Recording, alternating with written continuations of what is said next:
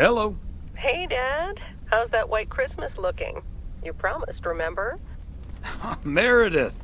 Of course, it's coming down as we speak. Wait till you see it. Great. I knew you wouldn't let me down. My plane lands Tuesday at 5:30. Perfect. How will you get here? Will someone pick you up? Obviously. I've got the best chauffeur around. His name starts with a T and ends with Thomas Weiss. All right, then. I hear he's the best in the business. I'll make sure he's there. 5:30 sharp. Oh, thanks, Dad. See you soon. 2 more nights, Em. Can't wait to see you. Same here. Say hi to Mom for me. Bye, Dad. Bye, Em. Have a safe trip.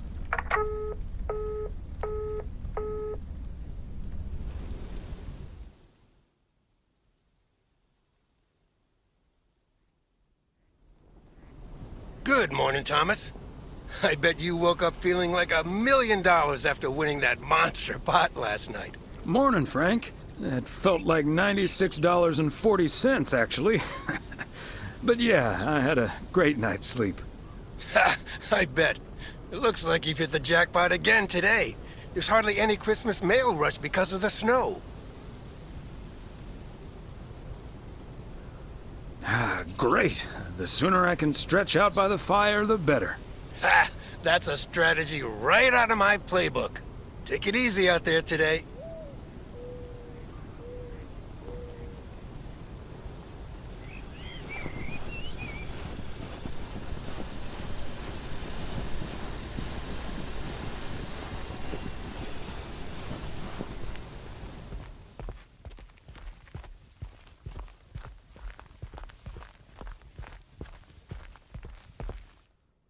Hey, Thomas. Another day, another dollar.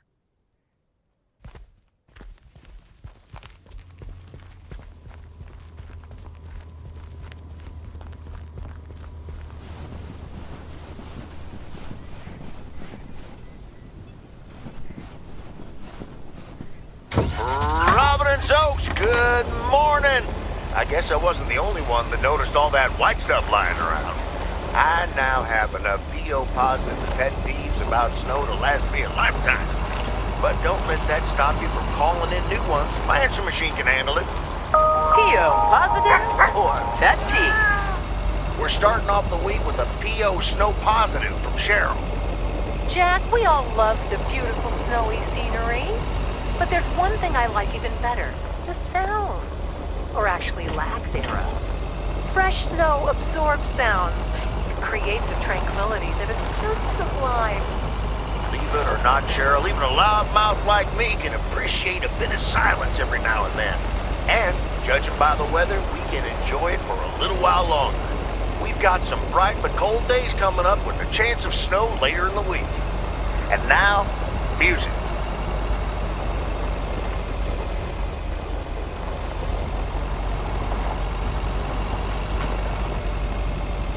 Walnut Drive is where Meredith's school friend Jessie used to live. I remember once, Meredith came home from school after learning about walnuts.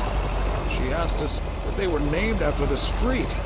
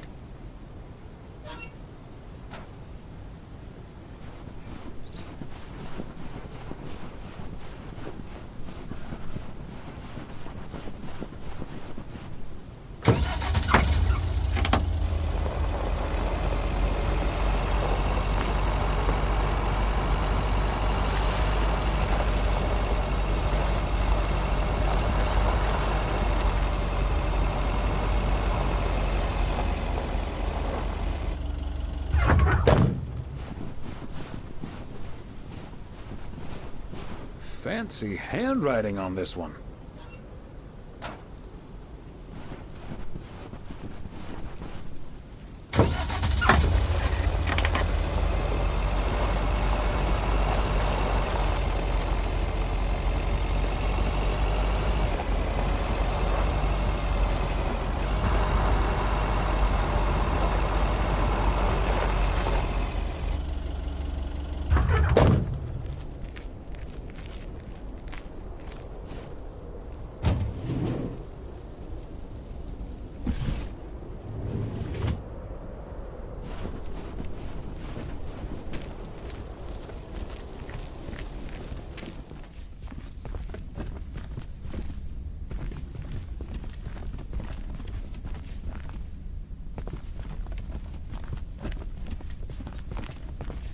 Hi, Ben. Got a pretty hefty package here for you.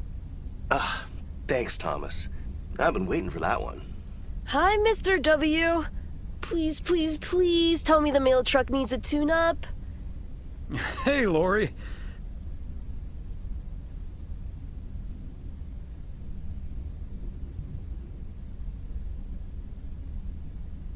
I didn't know you'd already begun working here. Weren't you supposed to start in January? Yeah, she pestered me into allowing her to start a week early. Already put snow tires on half the town's vehicles. At this rate, I can retire before the end of next summer. But this truck's fine, Lori. I gave it a checkup for Frank less than 10 days ago. Ah, are you sure there's nothing I can improve on the old, what do you call this thing again?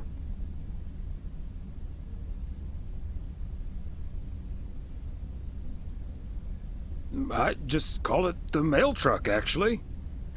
Boring. We need to come up with a better name than that. Tell you what, Lori. Maybe you can check out the car horn. It sounded a little off last time I checked. The horn, eh? I'm on it. That was easy peasy, lemon squeezy, Mr. W. Diaphragm had gotten a little dusty, but it's all better now. The mail truck is honking like a big old goose again. Thanks, Lori. Come to think of it, I will be calling your truck the Goose from here on out. Big, white, wobbly, and with a honking great horn. Honk honk!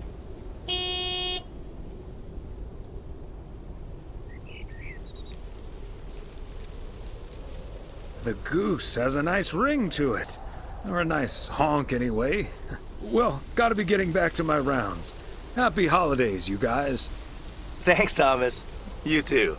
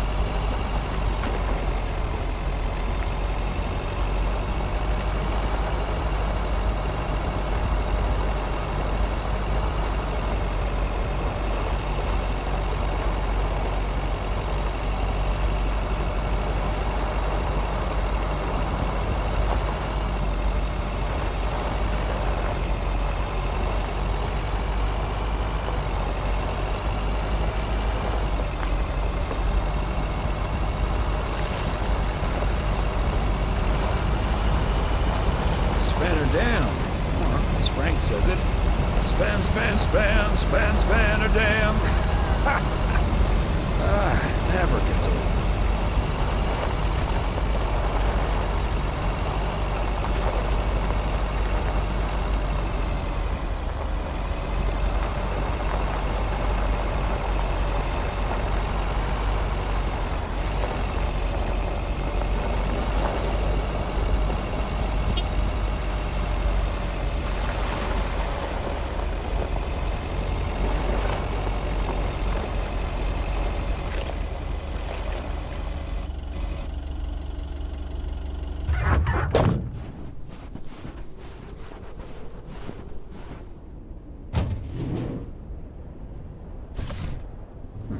Christmas gift?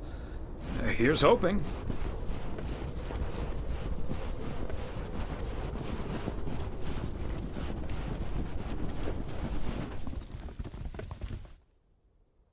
Hi there, Mr. Mailman. Got anything for me today?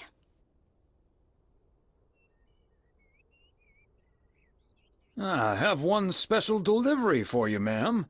And we can have a little chat if you'd like. Ooh, a little chat. I'm afraid I'm a bit too busy for that, sir. Oh, you sound an awful lot like my wife. I hardly see her these days. Oh, what a shame. Well, you must have a lovely wife.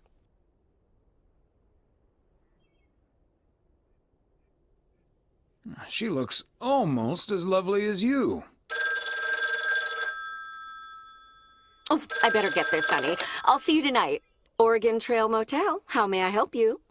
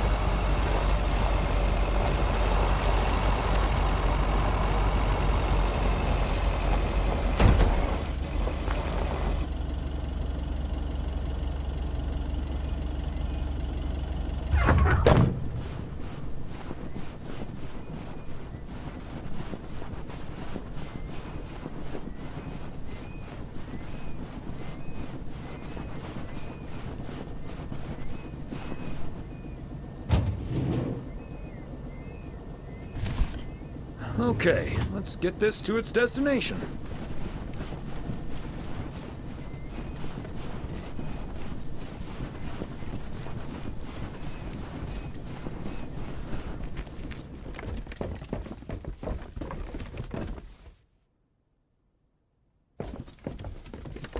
Hey, Beth. How are you on this fine day? Thomas, hi. Business as usual. Nah, I'm just joking. The situation is not that dire.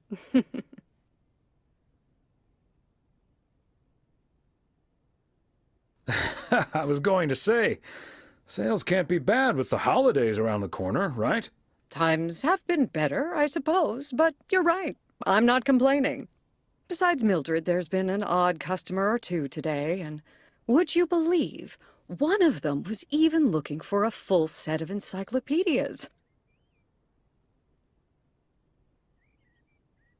Never knew you had a clone walking around out there. Well, that certainly would be something, wouldn't it? There wouldn't be enough books to discuss or wine to consume. By the way, did you know that the world's largest encyclopedia was created in 15th century China and comprised about 11,000 books? Isn't that fascinating? Imagine having to load that into your car.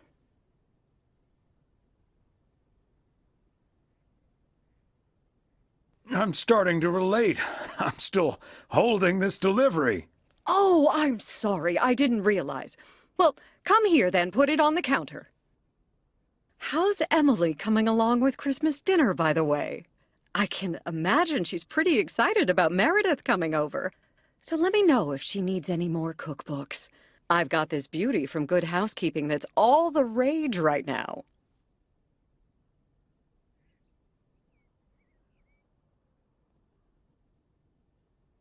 I'll be sure to ask her. But you know how Emily gets in the kitchen.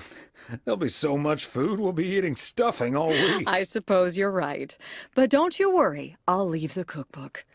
I have a feeling St. Nicholas has other things in store for you this year. Ha Looking forward to it already. As well you should.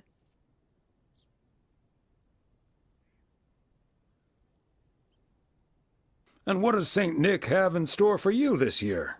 Doing anything special?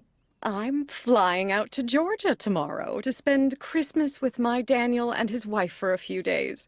We're planning a Hawaii 5-0 marathon. It's my guilty pleasure, and luckily it's theirs too.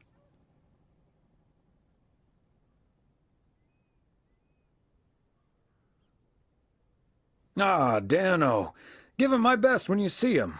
And his wife, of course. I shall. Right. I better get back to it and get ready for the New Year's sale. I've been in a perpetual fight with my pricing gun lately, so I need all the time I can get. And good things come to those who wait. I'll bring over your presents later in the week. I hope you have a Merry Christmas Eve tomorrow, and give my love to Emily and Meredith. Will do. And season's greetings to you two.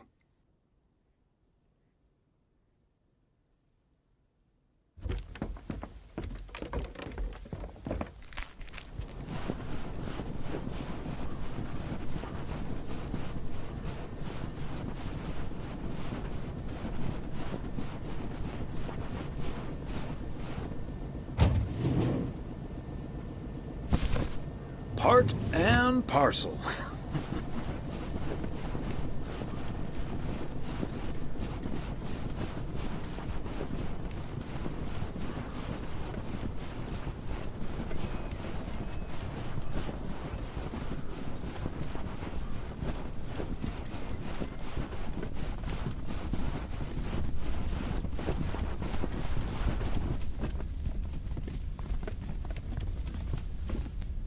Hello, Angie. Long time no see.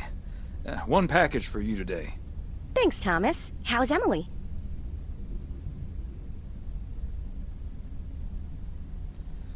She's very busy. The motel's chronically understaffed.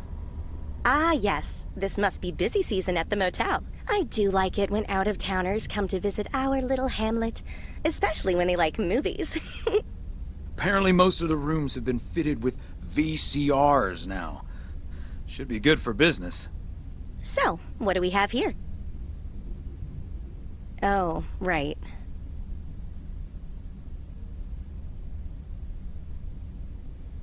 You okay there, Angie? It's just some things from LA. Toiletries, stuff like that. I, recently ended my relationship. Angie, I'm so sorry. It's fine. It was my decision, and it was the right decision. The long distance thing just wasn't working out. Still, seeing your spare toothbrush, that shampoo bottle, a stick of deodorant, it just makes it so definite, you know? Like the LA chapter of my life is now finally completely closed.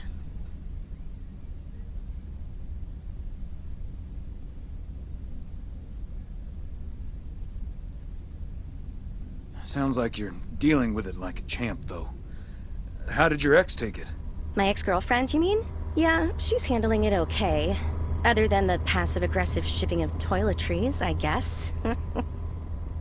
Oh, did you not know?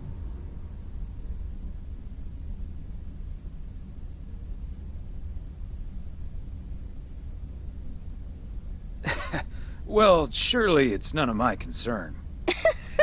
I mean, it's not exactly something I walk around advertising around here. This is probably the first time I've seen you blush. Well, I'll leave you alone with your thoughts. And your spare toothbrush. Merry Christmas, Angie. Merry Christmas, Thomas. My toothbrush and I bid you adieu.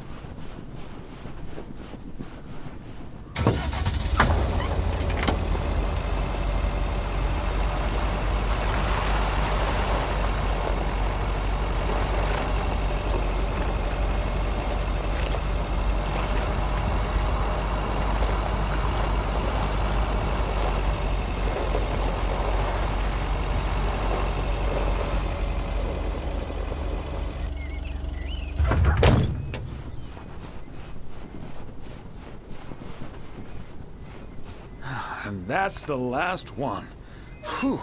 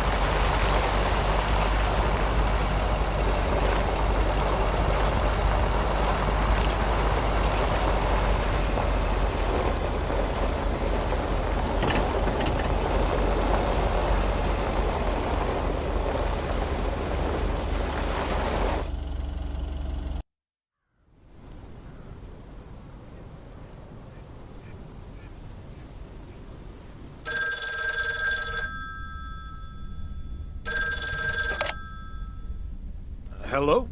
Hey, Dad. Meredith! Are you all packed for tomorrow?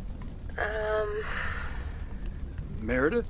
Dad, I'm so sorry, but I won't be able to make it tomorrow.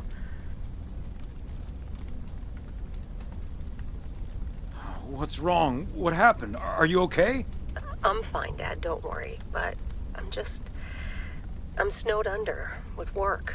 It's at 86. It needs to be up and running at the start of the new year. I stumbled upon some errors today, and now we need to fix them this week. This sucks.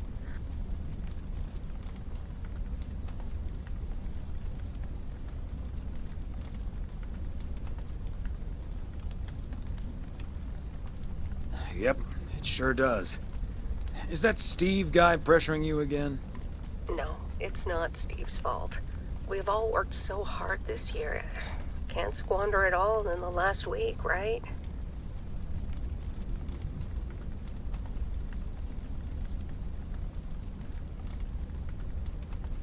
You're right, Meredith.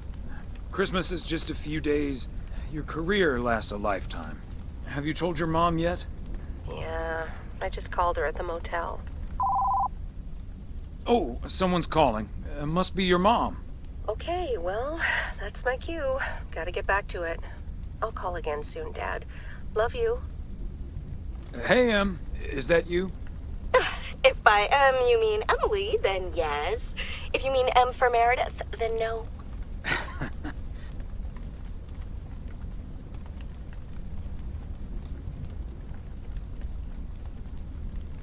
I just got off the phone with my other M, so I was pretty sure it was you. Oh, Thomas, don't joke around as if nothing's wrong.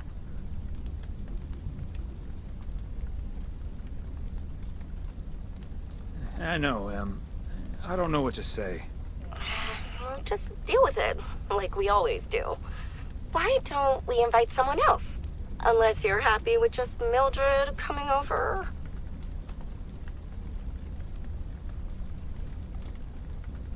Just Mildred? You might as well go for rock bottom and ask Nancy to. Oh, yes. Oh, I'd love to hear them bicker about the cat food assortment at the general store. In any case, I'll call Beth and ask her again, too. And then I have to do a towel run, refill the vending machine, and vacuum the reception area. So it'll be a while before I'm done. I'll see you tonight, honey. Okay, Em. Drive home safe.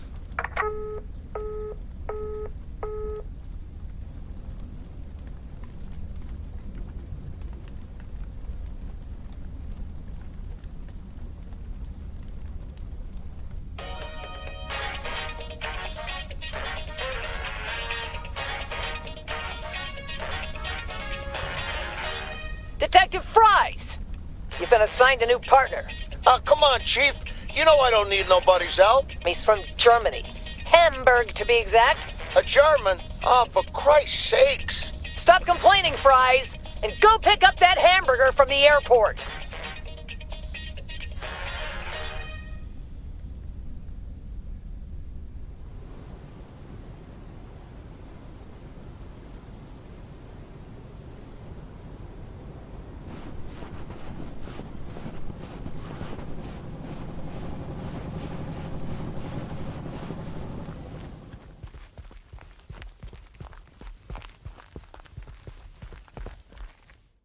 Hey, Thomas, do you think it'll ever stop snowing? I'm glad it's the last day before Christmas break. Well, sorry, Frank. They're forecasting snow until at least the new year. But hey, about Christmas.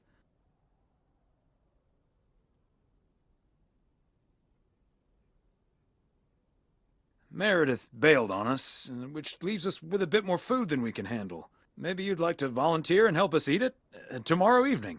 Christmas dinner at the Weiss residence. That sounds great, Thomas, but I'm afraid I'm all tied up. The Knicks are playing the Celtics. I think the Celtics will go all the way this year, but I wouldn't count out an upset at the Garden.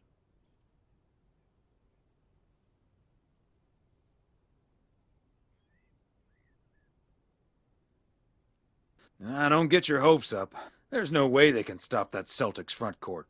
I'm gonna have to sleep on it, but you know I can't pass up a juicy bet. Have a good one, Thomas.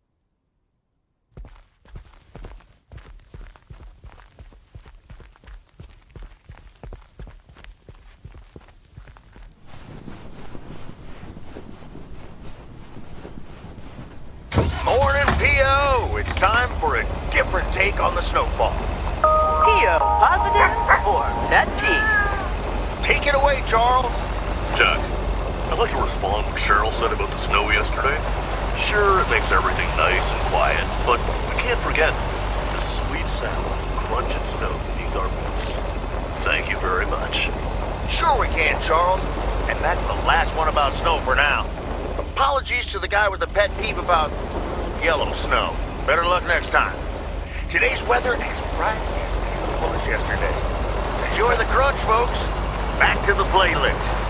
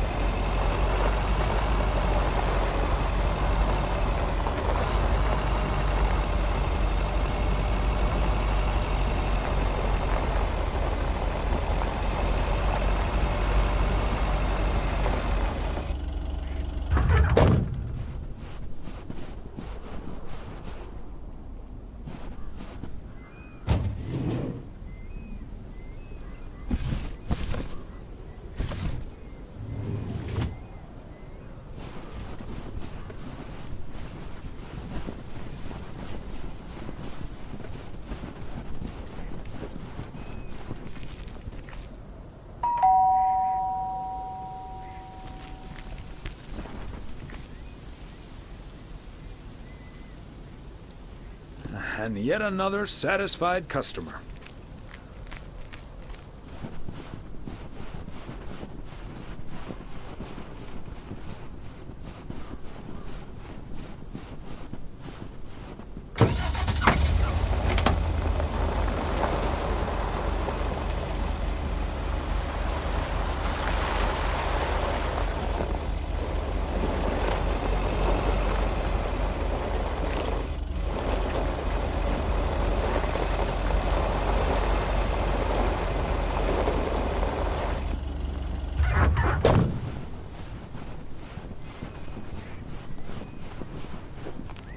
My mind must be on Christmas break already. I forgot the package.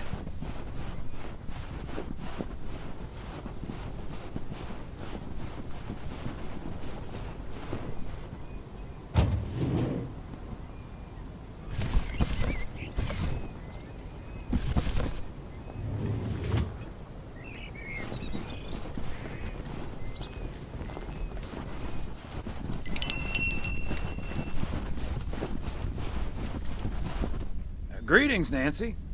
Hello, Thomas. That should be the last batch of Christmas pudding ingredients. Sounds good. Is it for you or for the store? For the store, of course. I'm not gonna change my cooking schedule just because of Christmas.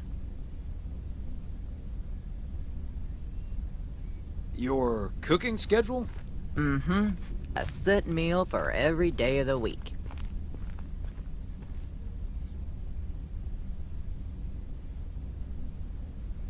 Fair enough. Have a good day.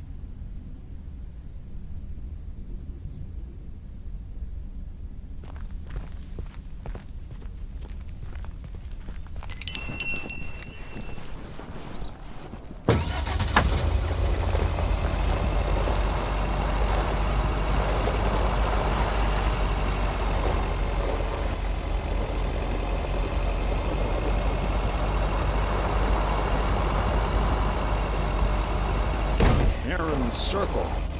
Feels like I'm going around in circles sometimes.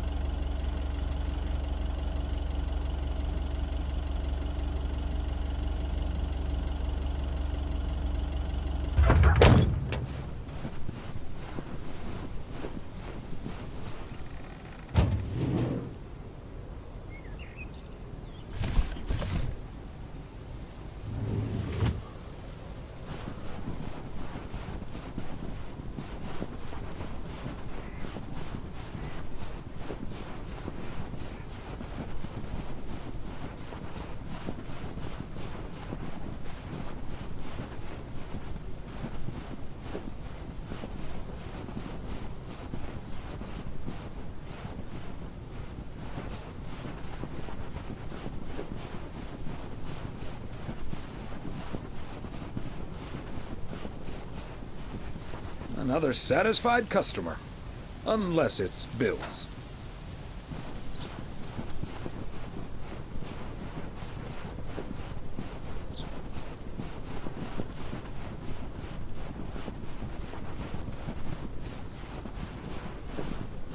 There we go.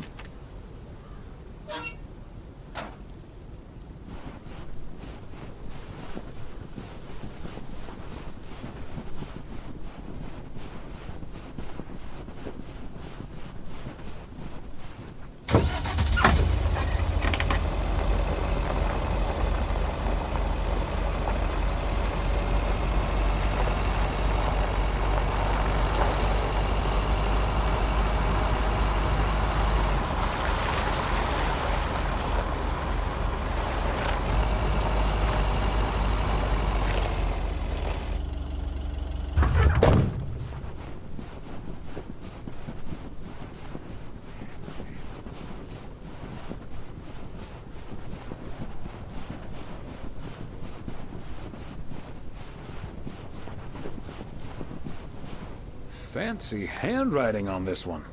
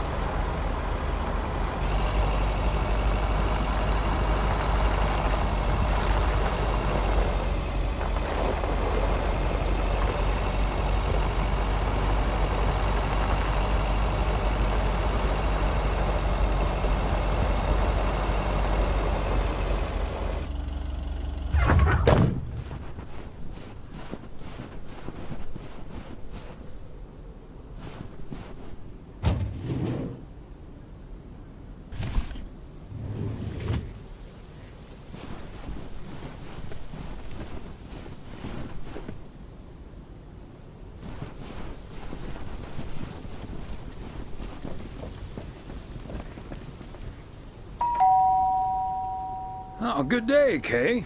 Hi, Thomas. Got a parcel for you. Thanks. I'm sure Santa will be happy this arrived just in time. Anything I can do to help the old man out. How are things with the family? Good. Good. Really looking forward to the holidays. I've been making Grace this great big space station out of ply. It's coming together really nicely. And Barry is getting Max a second-hand guitar as we speak. Oh, that sounds great. I'm sure they can't wait for Christmas. Neither can I. What about you and Emily? Got anything special planned for the coming days?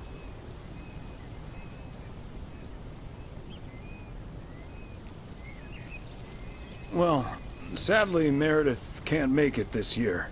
Right.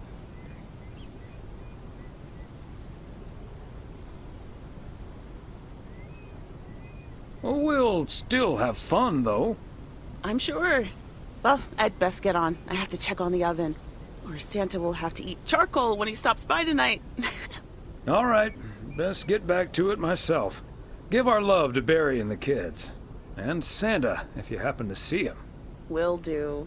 You and Emily have a great Christmas too, okay?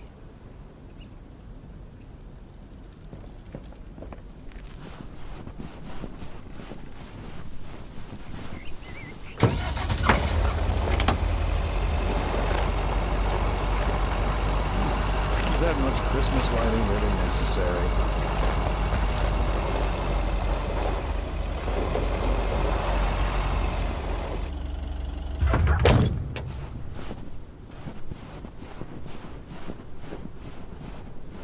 Another satisfied customer. Unless it's Bill's.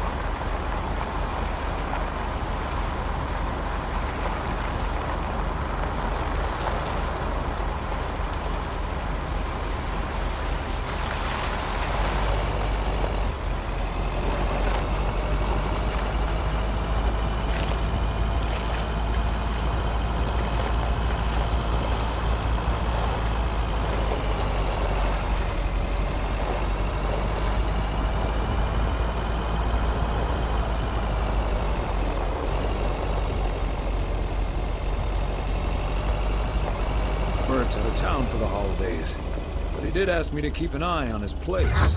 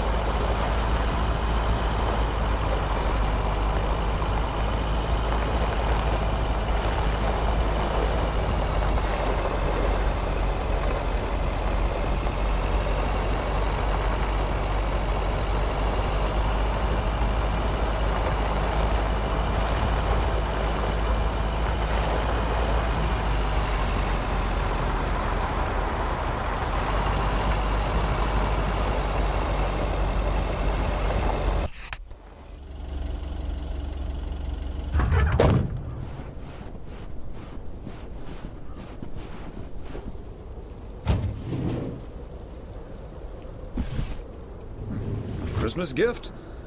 Here's hoping.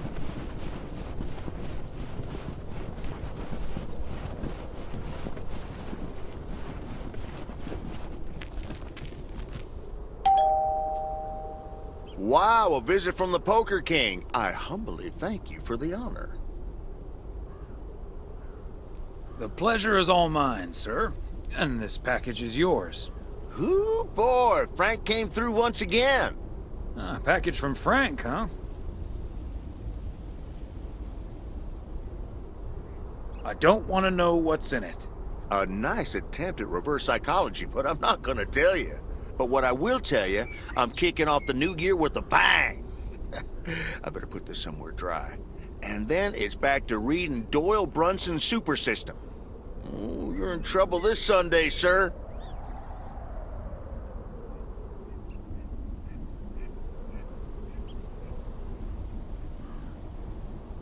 And what are you doing tomorrow night? I'm gonna visit my brother and his family in Idaho. Anyway, later, Thomas, and take care on those icy roads.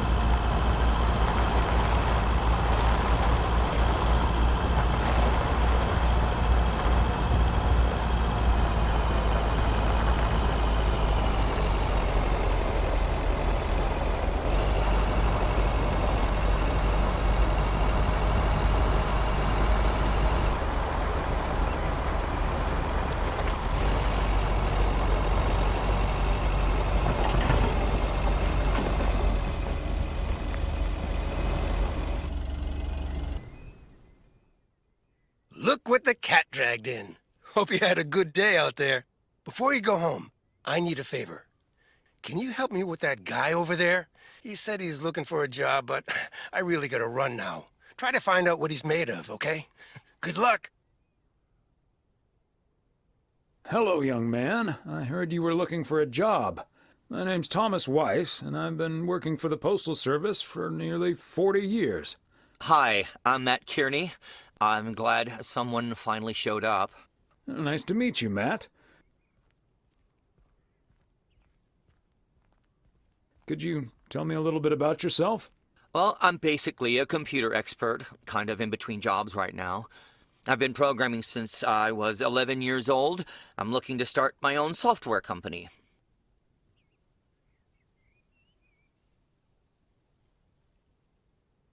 But I assume you are aware that we don't have computers here. Yes, and that's where I come in. I can overhaul this old-fashioned operation and have it running twice as efficiently with the help of computers.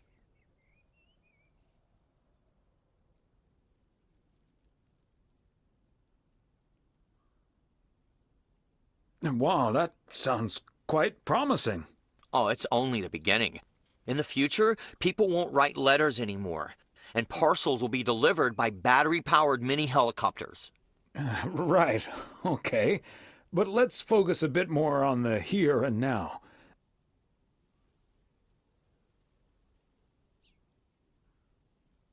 Do you enjoy working with customers? I think everyone would enjoy someone who skips the small talk and gets the job done as soon as possible.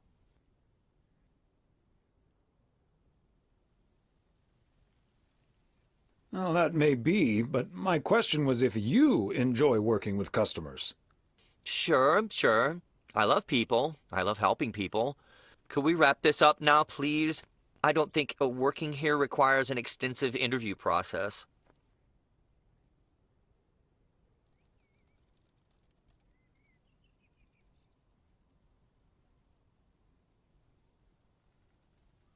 I'd like to ask one more question, actually.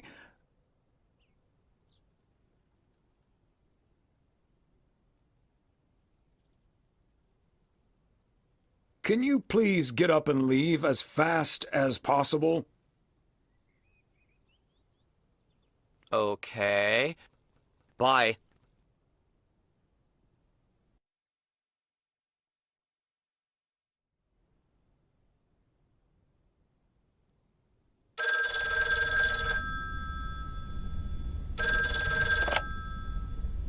Yep, hello. Hey, honey, it's me. Finally found time to call. I'm having such a busy day. Did you invite anyone else over for tomorrow? Yes, I did, but no takers. So it's just you, me, and Mildred. Or is Beth coming as well? Yeah, Beth is coming. So happy I could finally change her mind. Nice work.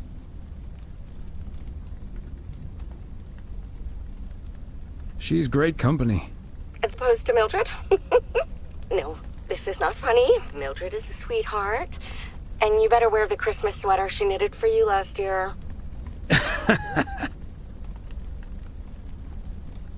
I love Christmas sweaters, so don't worry about it. Great. So I won't be the only one looking stupid. Oh, by the way, I've got great news.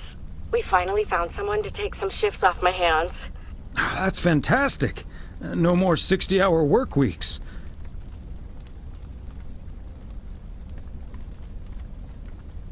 Do you know who it is?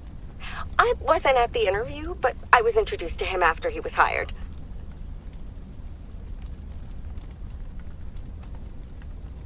Did he wear glasses? Yes, he did.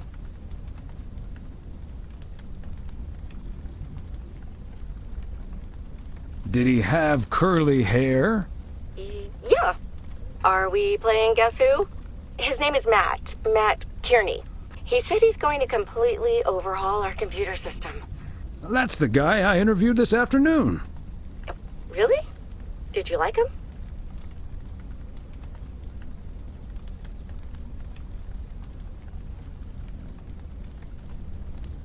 Can't say that I did, to be honest. That's a shame. But it doesn't matter. He'll be taking the load off my shoulders. And I won't be working alongside him anyway. You'll probably see him more often than I will.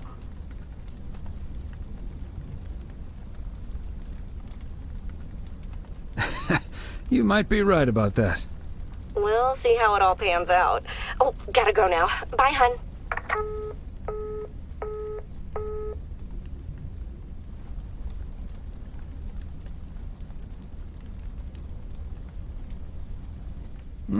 Major League Baseball umpires are required to wear black underwear while on the job, in case they split their pants. Golf is the only sport to have been played on the moon. On February 6th, 1971, Alan Shepard hit a golf ball on the moon. Because of the low gravity, it may have traveled more than a mile.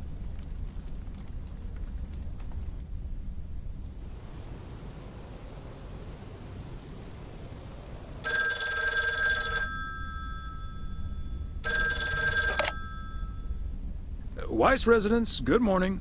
Hey, Dad. It's me. Hey there, Em.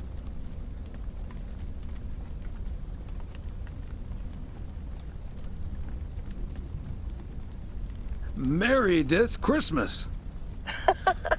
I was hoping to hear one of your special holiday puns. Merry Christmas to you, too. I wish I was in PO right now.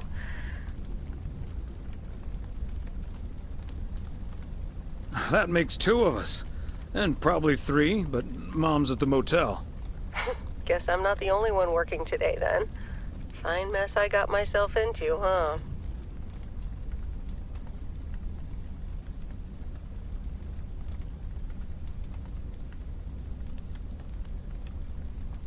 Yeah, it's not perfect, Meredith, but you'll be okay. Thanks, Dad. I think I will be. Work's progressing nicely, actually. And Tess is coming over later. She's also stuck here. We're going to try to cook up some semblance of a Christmas meal. Oh, that's good to hear, Em.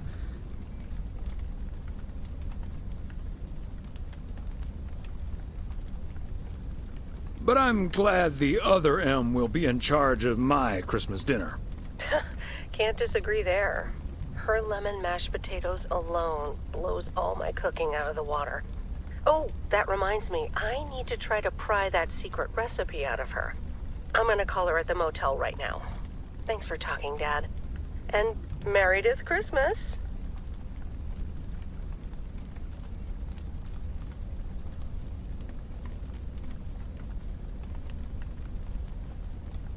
Missile Thomas wishes you the same. Oh, I did not hear that. Love you.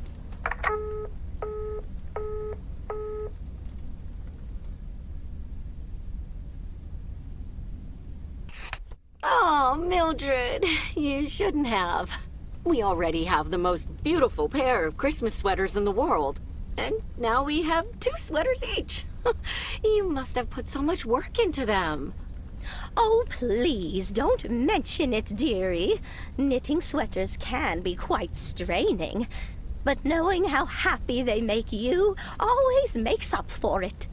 Well, we're so grateful. Right, Thomas?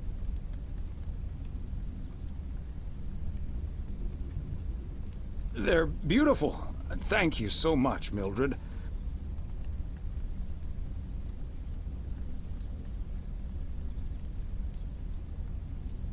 They're so comfy and colorful. If only it was Christmas every day.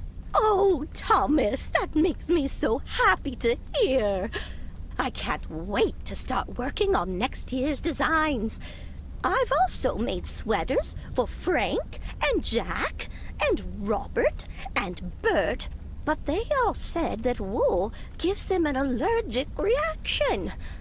Isn't that a coincidence? Beth, I hope you aren't allergic to wool. You're not going to believe the coincidence, Mildred, but yes, I actually am. And it's such a shame.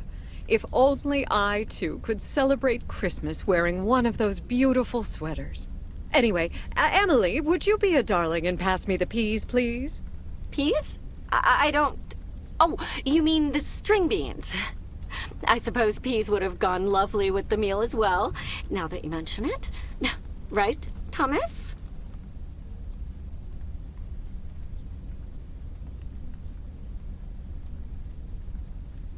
Peas, beans, it's all green to me. Oh, yes, of course. I meant the string beans. Of course, silly me. But let me get on with it. It's time for my presents now. And you may have already guessed that they're books. Mildred, why don't you open yours first? Well, I'm not really one for presents, but I appreciate the gesture. Let's see now. The Cat's Pajamas. I've never heard of it, but it has a nice title, I suppose. It's an encyclopedia about cats. A whiskerpedia, if you will. Someone drew my attention to it, and I immediately thought of you. Oh, well, isn't that lovely? Such a heartfelt gift. Isn't it, Thomas?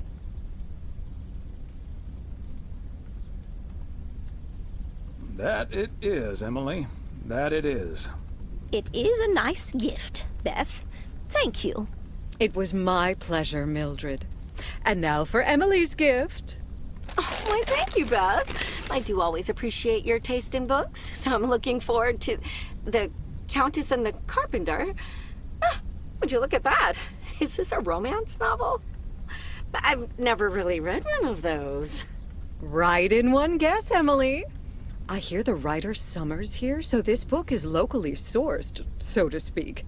And, dare I say it, the prose is quite compelling in the romance department, if you catch my drift. I think I do. Beth, you are something else. Thank you. This will certainly get a nice spot on our bookcase. Ah, good to know the romance department is in our bookcase now, so I'll know where to find it. Well, I'm looking forward to reading it already. Thank you so much, dear Beth. You're welcome, Emily. I'm sure you'll love it. Okay, Thomas, it's your turn now. Let's see. Crazy sports facts, too. Even more crazy sports facts. Whew, boy, I love this stuff. I'm actually reading part 1 at the moment, so I can tuck into this straight after. Thanks, Beth. You're welcome, Thomas. And you're right, there's some fascinating tidbits in part 1 as well. Even if one no longer actively plays sports, it's at least fun to read about it, right?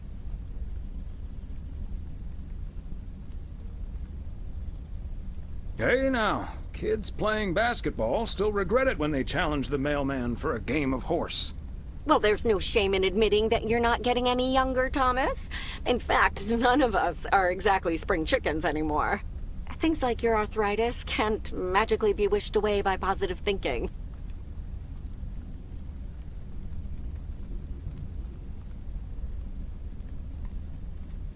Who's up for some blueberry pie? Speaking of blueberries, my bridge partner, Edna's niece, discovered this mole last week. Hold that thought, Mildred. I really need to take this. Hello? Hi there. Could you put me through to Meredith Weiss, please?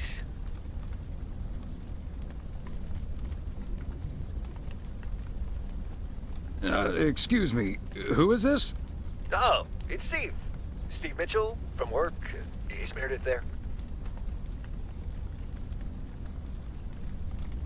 You're talking to her father in Oregon.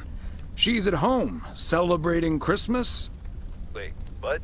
Christmas? Oh my gosh. I'm sorry to bother you. Is it Christmas already? Gosh, I totally missed that. I've been pulling a couple of all-nighters. I'm gonna splash some water on my face. Sorry again, Mr. Weiss. Enjoy your evening.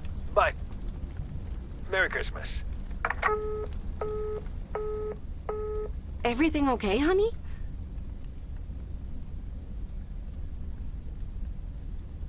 That silly boss from Meredith's work called for some reason or other. Never mind. Beth, you were saying? I wasn't actually, but I was looking for a way to say this, and now's as good a time as any, I suppose. My dear friends, I am leaving Providence Oaks. What? You're what? What's that, dear? Why? Well, before we move on to the sad part, let me first tell you the good part. Ladies and gentlemen, I am going to be a grandmother. Oh, that is amazing. Well, I'll be. Whose mother? I mean... Congratulations. Yes, my son Daniel and his wife are expecting. Isn't that wonderful? But, and here's the proverbial kicker, you may remember that they moved to Savannah, Georgia a few years ago. So if you put 2 and 2 together...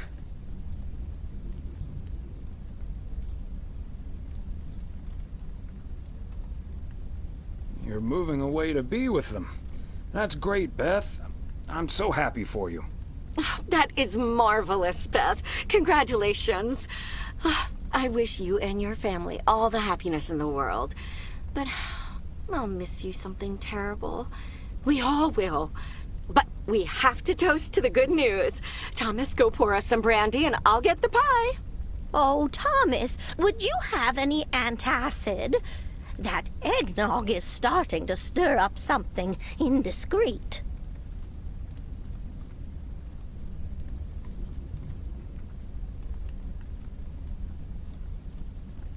On it. Now, let's celebrate this wonderful evening, ladies.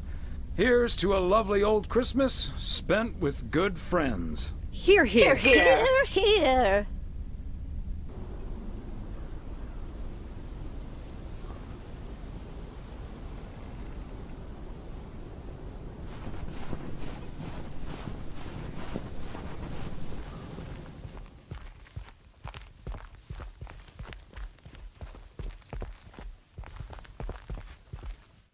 Who do you think is better, Magic or Bird?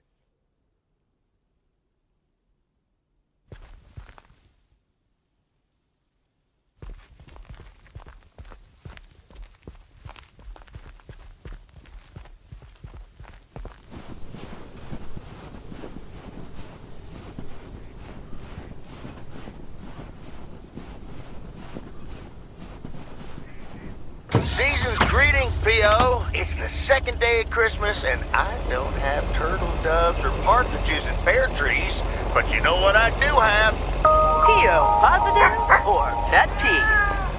Season's greetings to you too, Jack. It's, Angela here. Right in my equipped living room. And I just want to say that it was a lovely and inexpensive way to have a great time. Thanks for the tip, Angie. Angela. That wasn't a surreptitious advertisement, Jack. There will be free of charge. Hey! Okay, on to the weather. It looks like we'll have lots of snow today. How about some music now?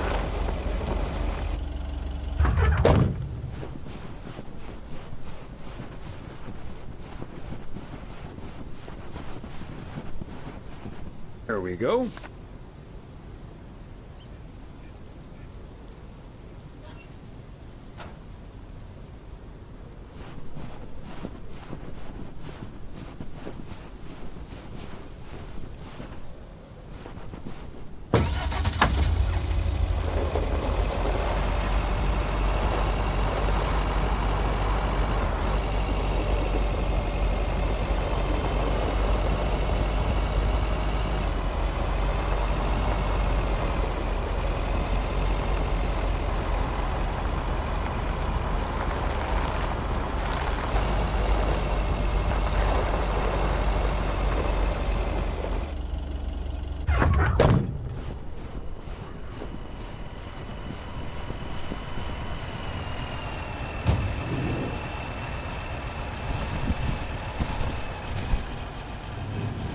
Get this to its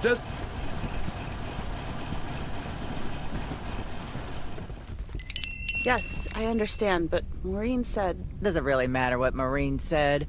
I can't help that her orders have been delayed because of the snow. She should have just ordered sooner. It's not like New Year's Eve appeared on the calendar out of nowhere. That's true, but it was only 2 weeks ago that she decided to throw a celebration at the diner. And once we're sure we can host a proper party for everyone, you are also invited. That sounds an awful lot like blackmail to me. Please come to my party, Nancy. But first, hand over a football team supply of cheesy dip, quiche, and sloppy joes. I'm sure she didn't mean it that way, and I'm sure you're more than welcome either way. But I have to run now. Bye, Nancy, and hi-bye, Thomas. Bye, Kay. Maureen Hennessy strikes again.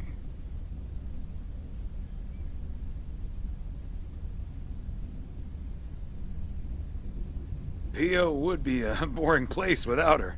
Boring? Drama-free might be the word you're looking for. One thing's for sure, she does not know how to run a business. Always bites off more than she can chew.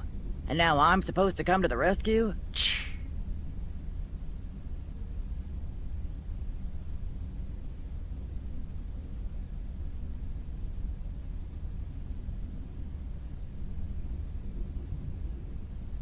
You could be a party's savior. I know I'd never miss out on such an opportunity. With the ridiculous discount she's demanding, it's mostly nothing but a great opportunity for a lot of extra work. Anyway, is that parcel for me? You can just put it on the counter.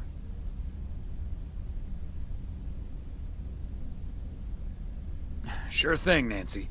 Have a great day.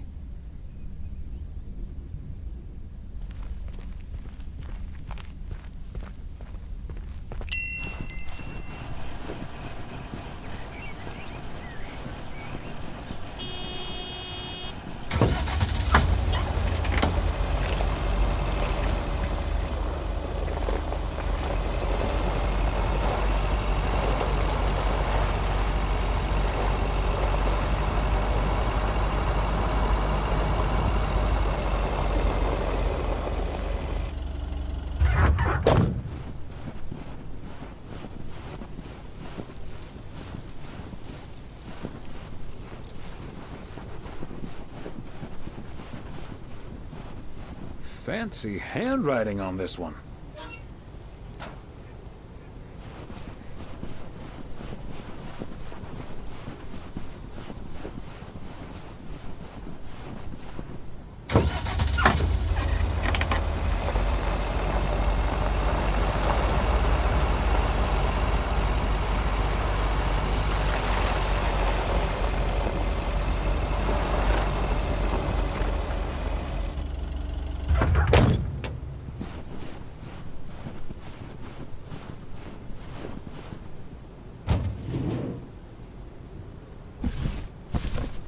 Part and parcel.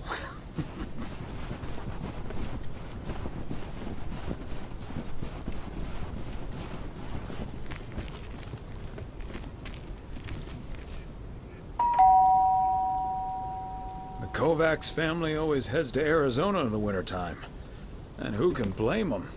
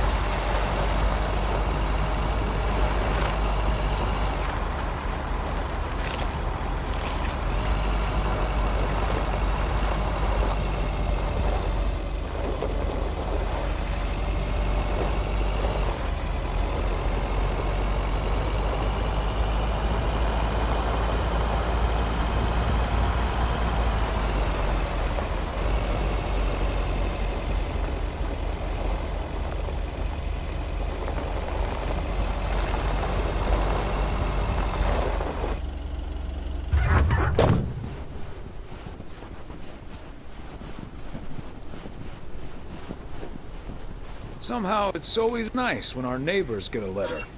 Here's to you, Andy and Toby.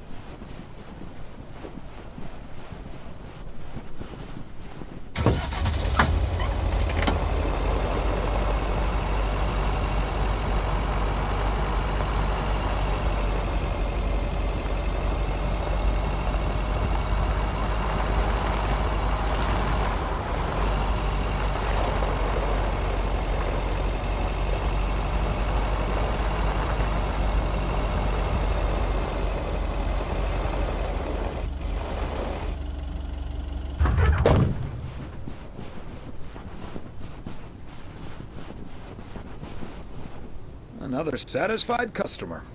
Unless it's Bill's.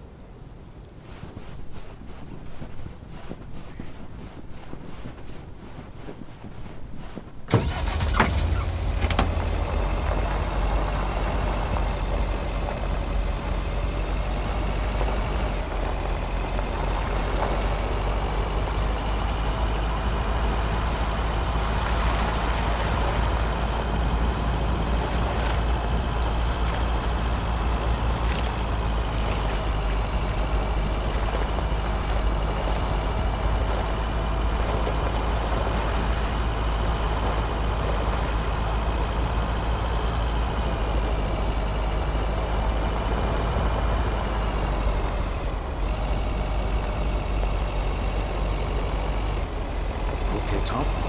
Just keep the wheels steady and trust the snow chains on the tires.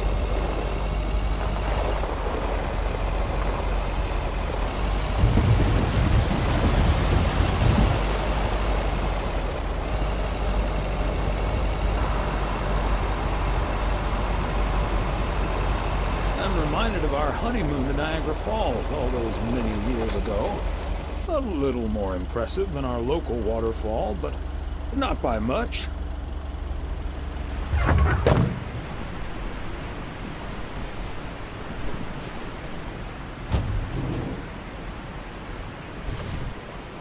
Belated Christmas gift?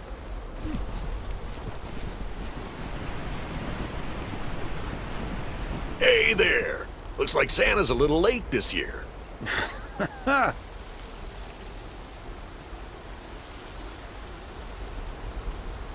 That's what you get for not being a good boy, Robert Harris.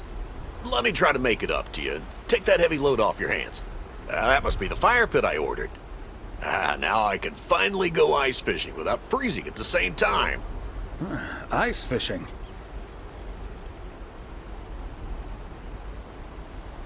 And here I thought there'd be no more fishing until spring. Don't knock it till you've tried it, Thomas. Bert's out of town, so I could use someone else to talk to. Not that Bert talks that much. How about it? Tomorrow evening? Sure, let's do it. But you better make sure that fire pit is working. Perfect. I'll bring all the gear, but feel free to bring some booze. Hey, did you have a nice Christmas, by the way? I've had better. My daughter couldn't make it. Sorry to hear that. Anyways, I won't hold you up any longer. I need to assemble this baby. See you tomorrow, Thomas. I'll come pick you up.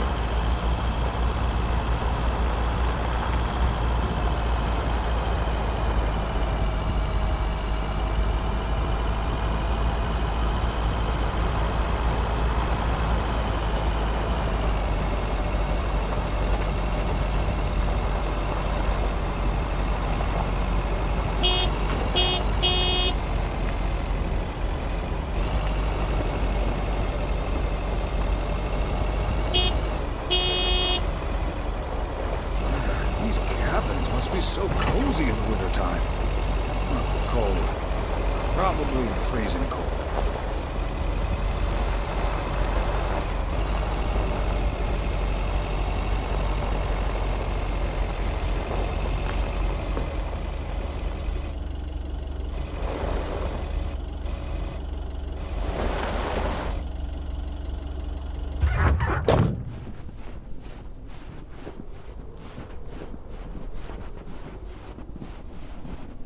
There we go.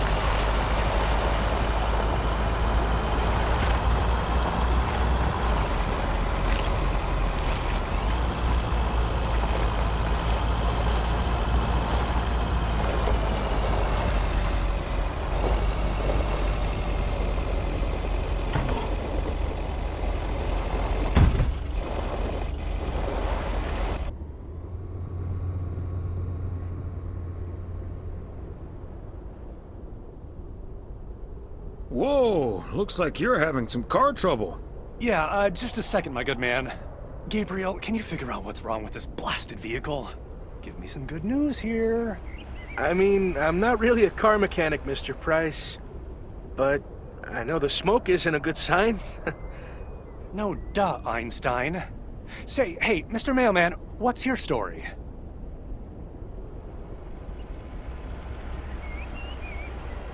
Name's Thomas Weiss, and yes, I do deliver the mail. Okay, then you're Thomas Weiss, mailman. And I'm Connor Price, annoyed man. Gabe, if you don't know what you're doing, then why on God's green earth are you fiddling around with that engine? Just thought I'd pop up in the hood, Mr. Price. What with the smoke and all? It needs to vent. Needs to vent, huh? Never have I felt more like a busted car engine. God! I'm dying in this podunk country-ass town. Bunch of freaking yokels. So, hey there. I see you've already had the privilege of the full Connor Price experience.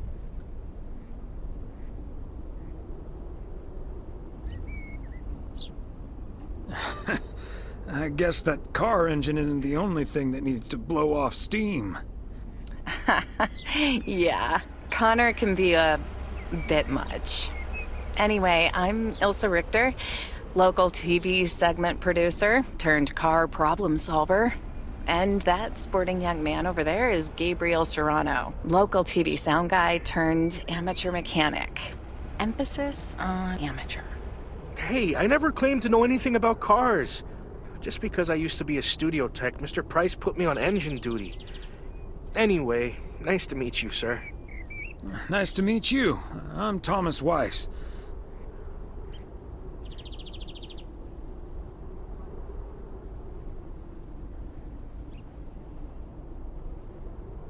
And as the local mail carrier, I know just the guy to fix your car problem. If you mean young car service, I'm way ahead of you, Mr. Weiss. They're on their way right now. That's great, Ilsa. You're an even better car problem solver than you are a segment producer. Flattery will get you everywhere, Gabe. That must be Ben Young.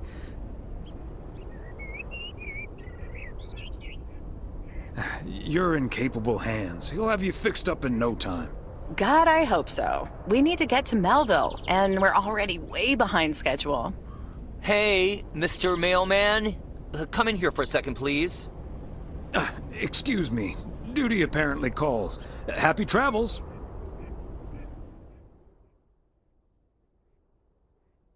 So, we meet again. Uh-huh. Hey, I'm new here. All of a sudden, I have to check in 3 people at once who want their own rooms. Separate but close to one another, all equipped with TV VCRs. And, well, long story short, I need to reach Emily Weiss, stat. I'm guessing the local post guy would know where to reach her.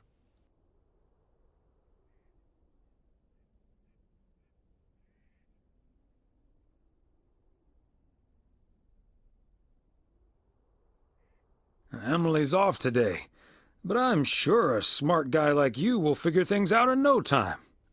Oh, thank you ever so much for nothing.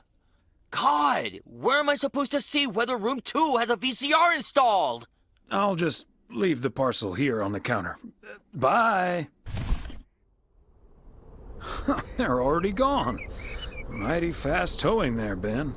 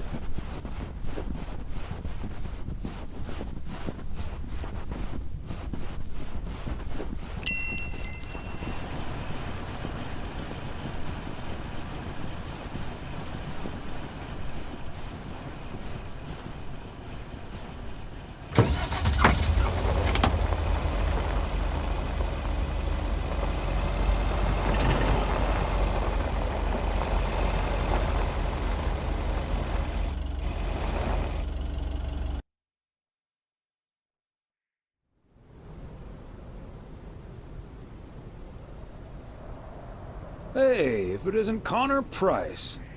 Oh, that's him, huh? He's taller than he looks on TV.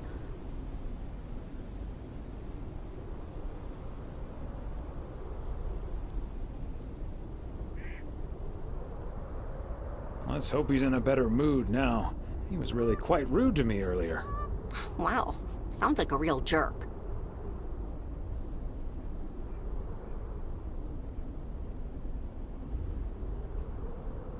Mr. Price, aren't you supposed to be in Melville? Well, hey there. Good to see you, man. Yeah, change of plans, I'm afraid. Oh, hi, ma'am. I don't think we've met.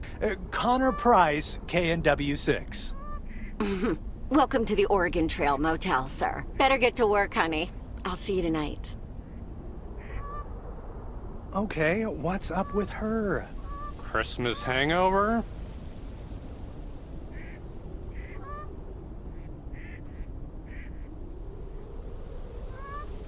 You'll have to forgive my wife. She can be a bit protective of me. Protective of you? Oh, I see. You told her about our little kerfuffle earlier. Listen, I'm man enough to admit that it wasn't my finest hour. I'm usually a lot more easygoing.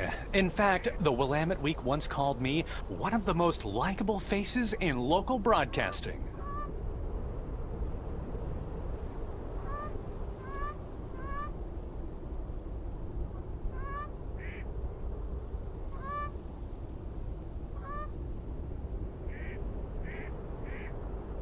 Well, my grandma used to say that it's easy to be nice when everything's fine. Staying nice when you're under pressure, that takes a bit more effort. Well, when my car isn't breaking down during a tight shooting schedule, I'm a pretty swell guy. Believe me, that's the price guarantee.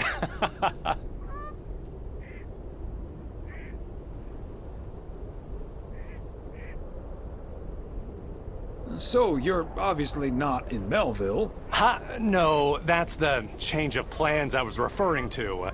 Turns out we need some parts that the garage doesn't have in stock, so Young's having them shipped over ASAP. But in the meantime, we've decided to stay right here in lovely, picturesque, whatchamacallit, USA.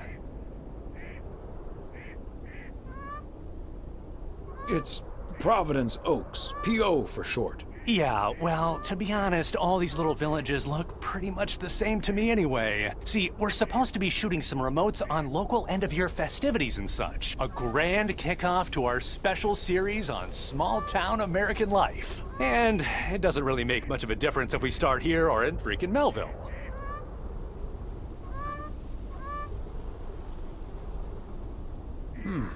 Yeah, I guess that makes sense. A great little place, too. This town has warmth. I like warmth. And so do our viewers, I'm betting.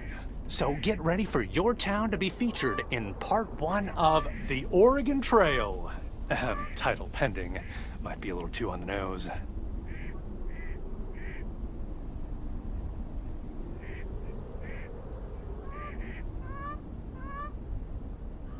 That is the same name as this motel, so I guess it isn't particularly original. My wife works here as a receptionist, but she's not the one who named it. See, this is what I'm talking about. Real conversations with real Americans, right? But as fun as this is, I should be turning in. The three of us each got our own quaint little room. Mine's non-smoking, unfortunately. Still beats Gabriel's.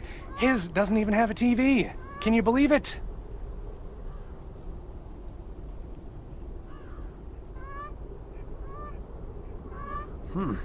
Well, I best be on my way. Anyway, great banter. See you around, my main mailman. Bye.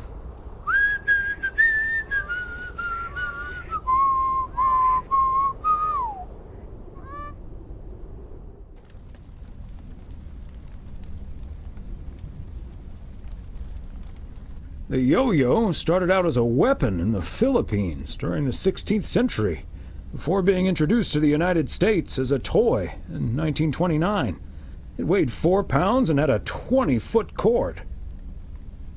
Australian rower Bobby Pierce won the 1928 Olympic Games against 8 other competitors, even though he stopped during the race to let ducks pass in front of him.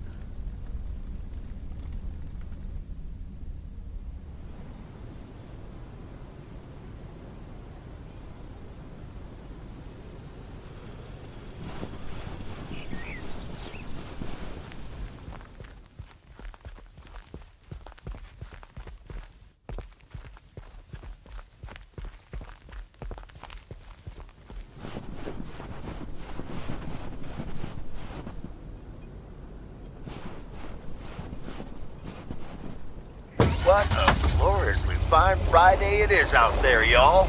Want to hear a PO positive? You tuned into the right frequency. PO positive or pet peeve? Let's hear one from Mildred Meow Jenkins. Hi, Jack. I would like to thank our own Robert Harris for all the snow he shoveled from my driveway this week. He even brought a fish snack for my cats. Say thank you to Robert now, my dears. Way to go, Robert. Feel free to help clear out my driveway as well. It's only about a quarter of a mile. And it'll probably need shoveling because more snow's coming. But we're back to bright and sunny skies later today. Back to the music.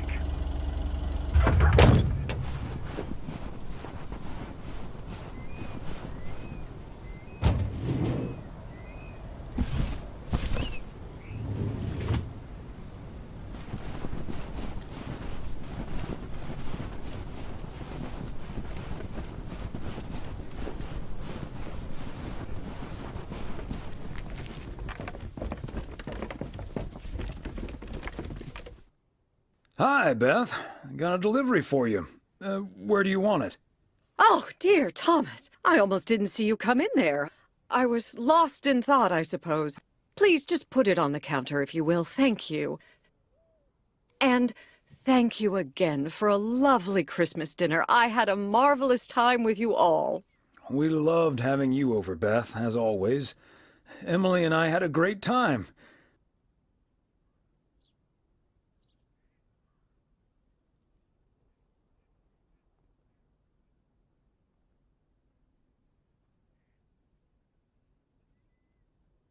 Although always is not going to last forever, it seems. Well put, Thomas. I do like that.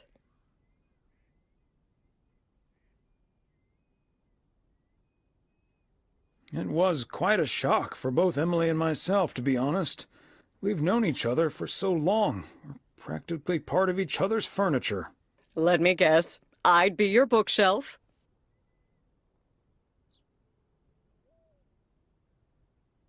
Yes, and we'd be your mailbox. Or I would be, I suppose.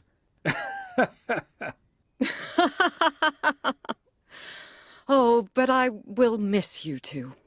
As Helen Keller once wrote, so long as the memory of certain beloved friends lives in my heart, I shall say that life is good.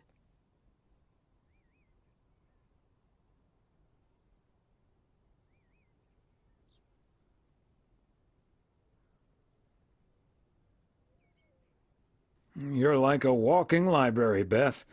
Always a fitting quote.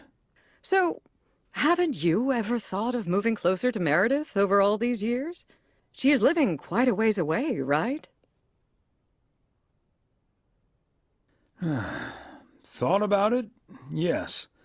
Your news has put things into perspective, I suppose. But leaving here would sure be a big step. Maybe too big, I don't know. Who knows? Maybe Meredith will even make it out here one day. And there's always the phone, of course. And don't forget the postal service. Quite right you are. Well, I won't keep you any longer, Thomas. I need to sort through this new delivery you've just brought in. And believe you me, that's going to take me a while.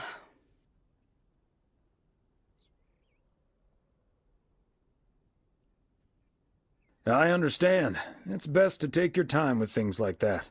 Exactly. Whether one likes it or not. Until next time, my friend. Up and at 'em. See you, Beth.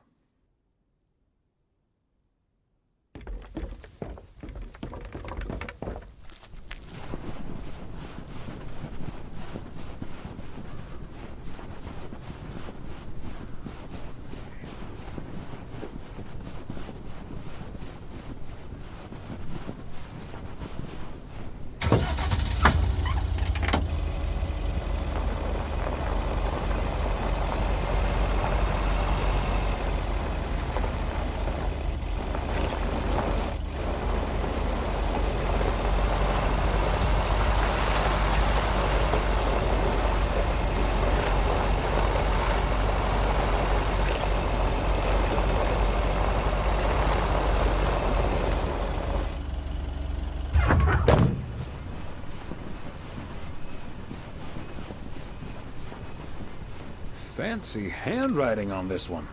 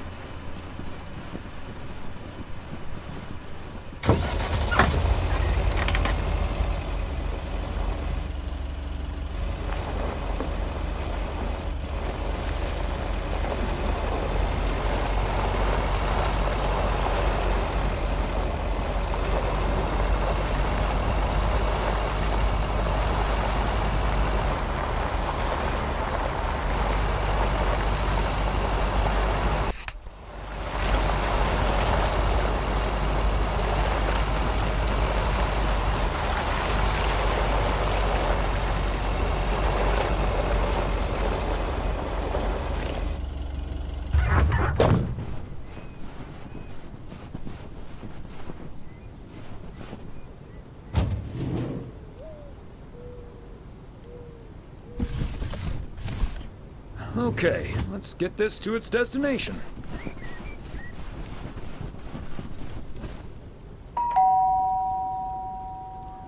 They must be out of town for the holidays.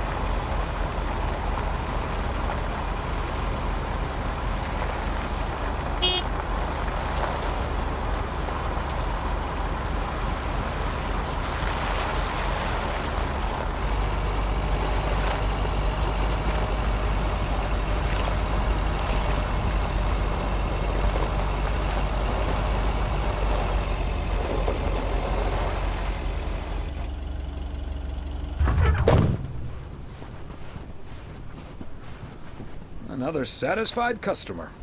Unless it's Bill's.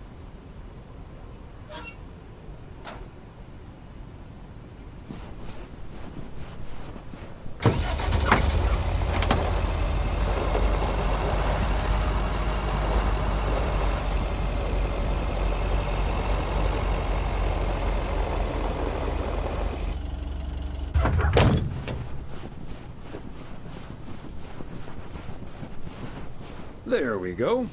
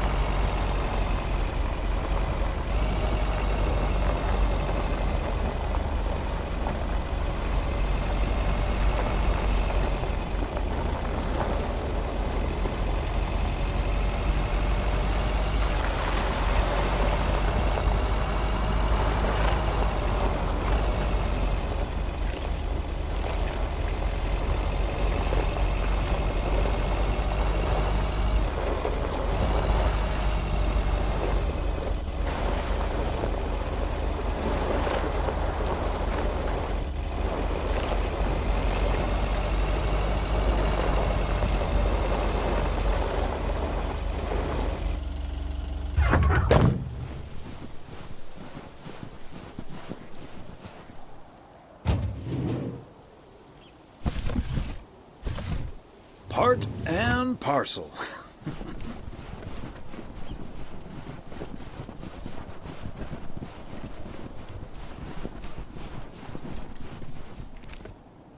Ah, look who's here. Hey, Thomas. Yeah, I needed to take care of some stuff. Hardly any customers at the post office anyway.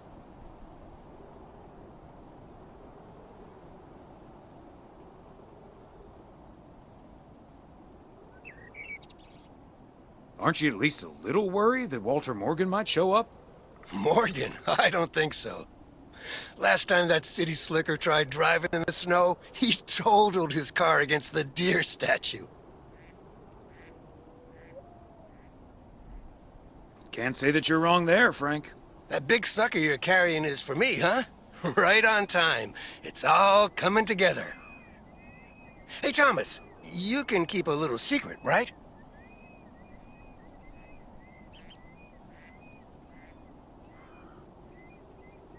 Of course, Frank. Great. It's not a big deal in any case. A buddy of mine was able to get his hands on some premium quality fireworks. I'm selling them with a nice profit. And anything I can't sell, well, let's just say you want to be outside Moe's Diner when the clock strikes 12 on New Year's Eve. Frank, that sounds illegal and dangerous.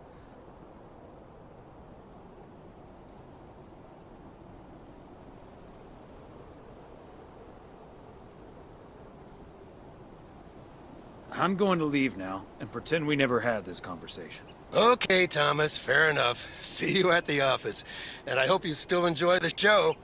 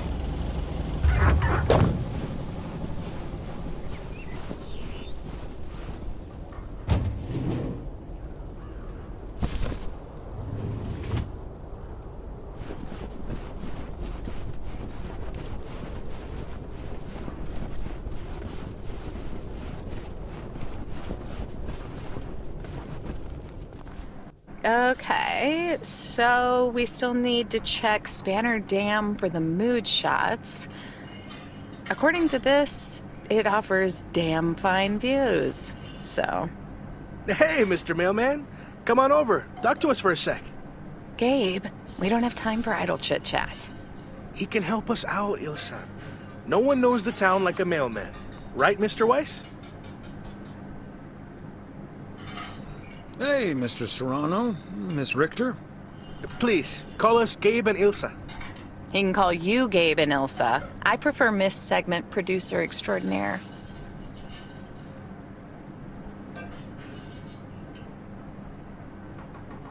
And you can call me PO's premier parcel provider. Thomas, for short.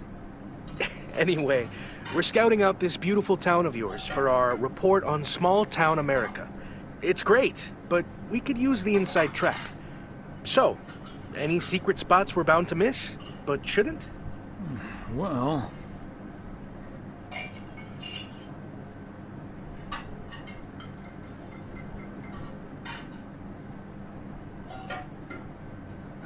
Mackey's Bait and Tackle. If you want a closer look at our beautiful lake, Bert's Pier can't be beat. But be aware that Bert himself is out of town for the holidays. Oh, hey, Maureen. Now, here's your coffee, folks. Sorry for the delay. Faucet's been acting up again, which should have been fixed yesterday. Oh, you want me to check on it, Miss Hennessy? Oh, now look at you. My knight in woolen armor. Would you, dear? I can take a look. Well, isn't that nice of you? Back of the kitchen, honey. Ashley, someone who does know what he's doing is coming in. Show him where the busted faucet is. And stay out of his way. Ashley's a sweetheart, but when it comes to fixing things, that boy is all thumbs. See, this is what the segment should be. Interacting with the townsfolk, helping out. I love it.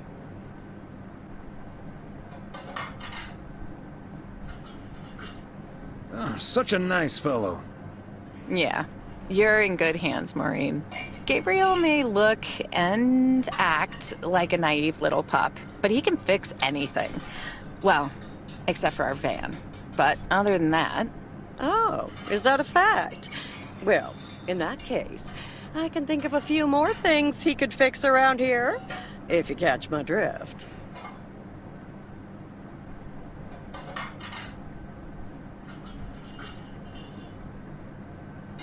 We'll just pretend we didn't hear that, right?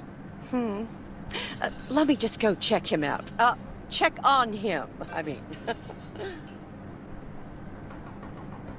So, anyway.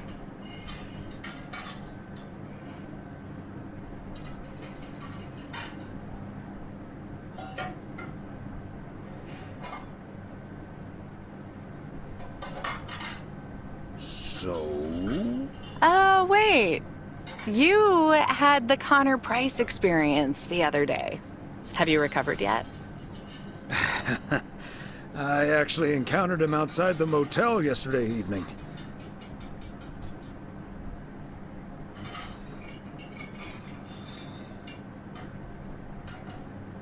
He was a lot nicer this time. Really? Oh, did he greet you with, "Good to see you, man"? Yes. How did you know?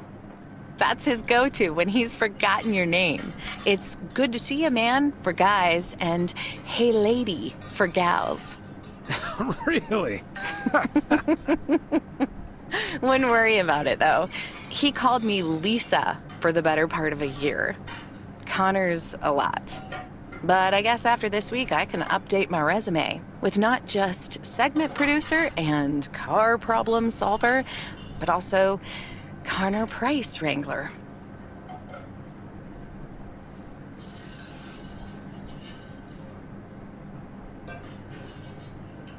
Gabriel seems very nice, though. That should make things easier. Oh, yeah. He's a big old puppy dog. He's as uncomplicated as Connor is complicated. So that's a welcome antidote. Well, now, sounds like someone is getting a little warm under the collar for our Gabriel. Just between you and me, honey, I have a hunch that feeling is more than mutual.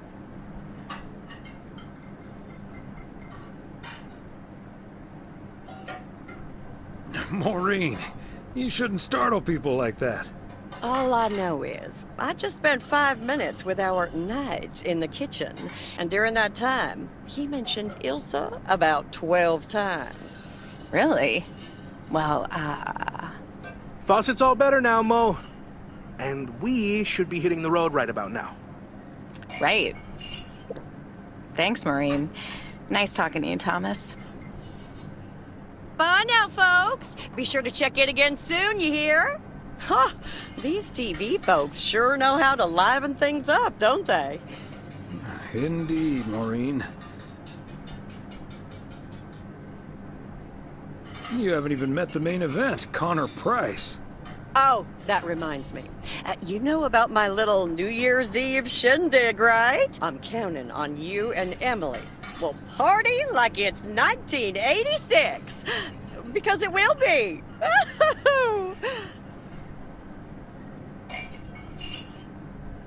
Of course we'll be there. Wouldn't miss it for the world. Best get back to it. See you, Mo. Bye now.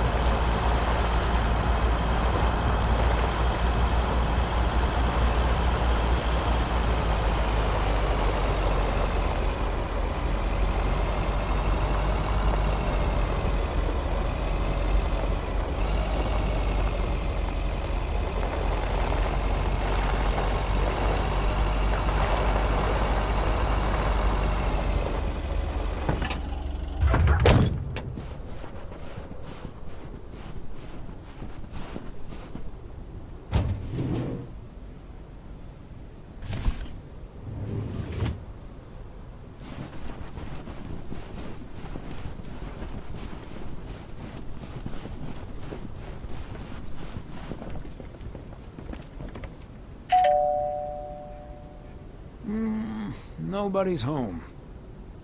Neither snow nor rain, nor heat nor gloom of night.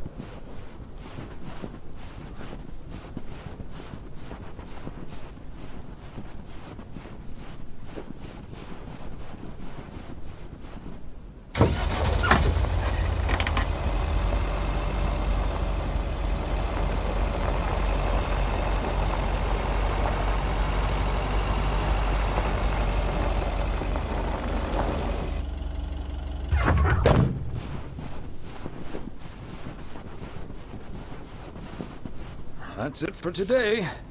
Back to the post office.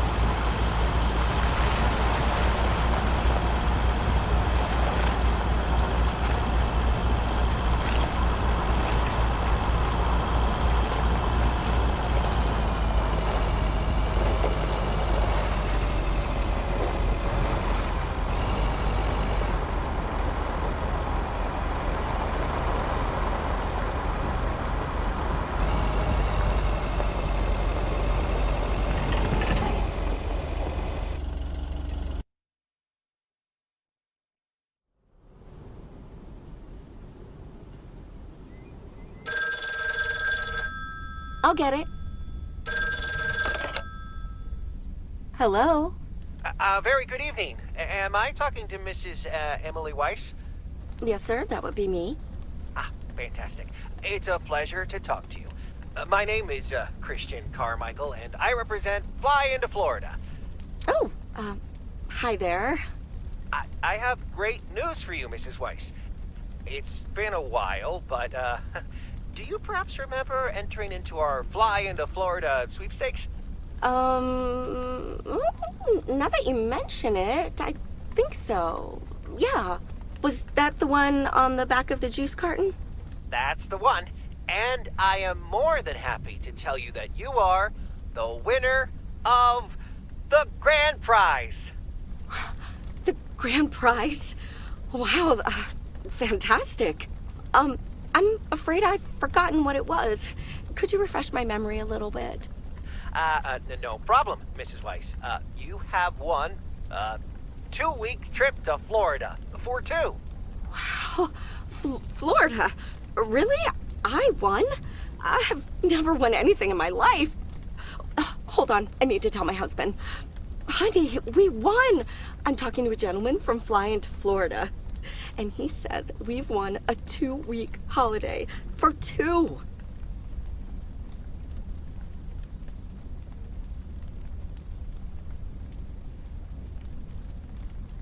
Get out of here, Florida? Wow! Isn't it great? We're so happy. Thank you so much. You're very welcome. You've got plenty of time to let it all sink in. Next, we'll be sending you an extra special envelope. It will contain a confirmation letter, airline tickets, hotel tickets, and I totally forgot to say this earlier, a $500 check covering any additional expenses. Wow, I can't believe this is happening. Well, it most definitely is, Mrs. Weiss. And we'll be making sure you both have the time of your life. There's one thing I must stress. The dates can't be altered. So if you have plans for the first 2 weeks of September, this would be a great moment to change them. And I hope this answers all of your questions for now. Congratulations on winning. And we look forward to seeing you fly into Florida. Thank you. Bye. I think I need to sit down for a moment. Florida. Oh, that's Robert. Sorry, honey. I can't celebrate with you right now. But I'll make it up to you tomorrow night at Moe's. I will hold you to that.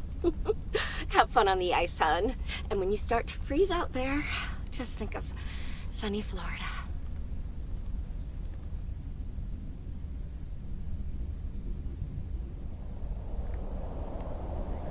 Ooh, boy. Drilling a hole, getting that fire pit going. Ice fishing's a lot of work. And it's cold, but we're fishing all right.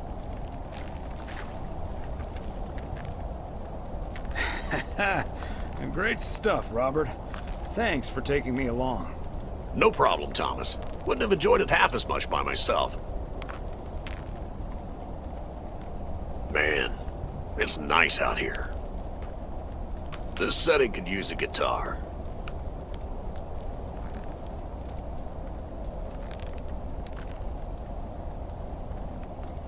Wouldn't that scare the fish away?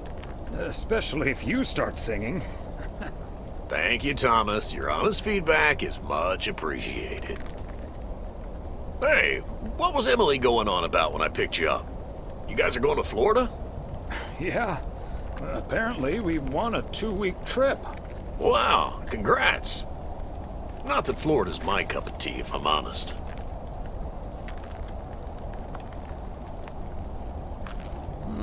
Someplace else you'd rather go? I'm perfectly fine staying right here.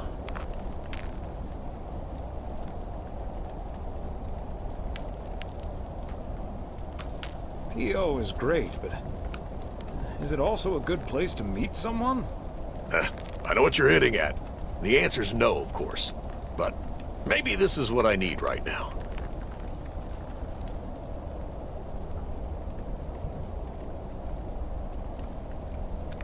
I don't know, Robert.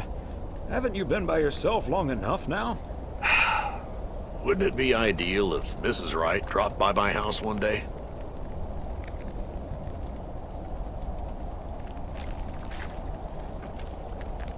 Certainly. And also quite improbable. But you never know. Let's drink to that. Would be a shame if Emily filled that flask of yours for nothing. Ha! Finally, a sensible remark. Cheers. Now let's catch a fish and get the hell out of here.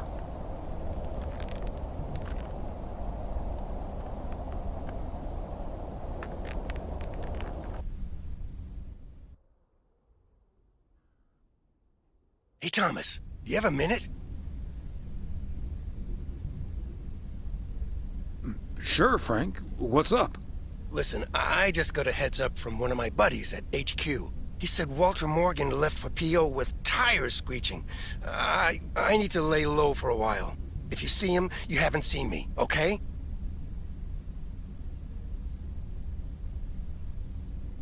Gotcha, Frank.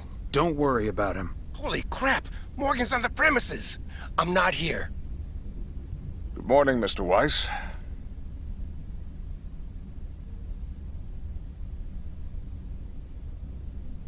Good morning, Mr. Morning. I'm looking for Frank. Could you tell me where he is, please? Frank? Frank Coleman? Haven't seen him here. And where is he, if he's not here? He's probably out delivering.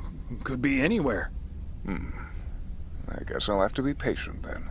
We received a report that a man with a mustache dressed in a light blue shirt was offering illegal fireworks to people in the postal office parking lot.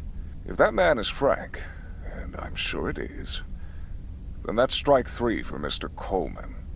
Please tell him I'm looking for him. Have a good day. Is he gone? Yes, Frank. Holy crap, that was a close call. Thanks so much, Thomas. I guess Frank Coleman's going into hiding for a while.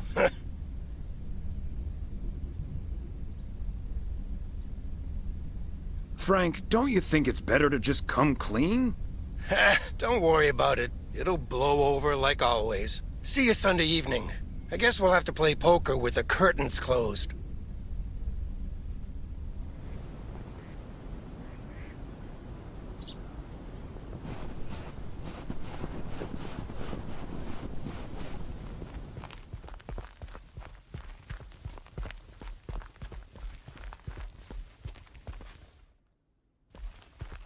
Hey, Thomas. Another day, another dollar.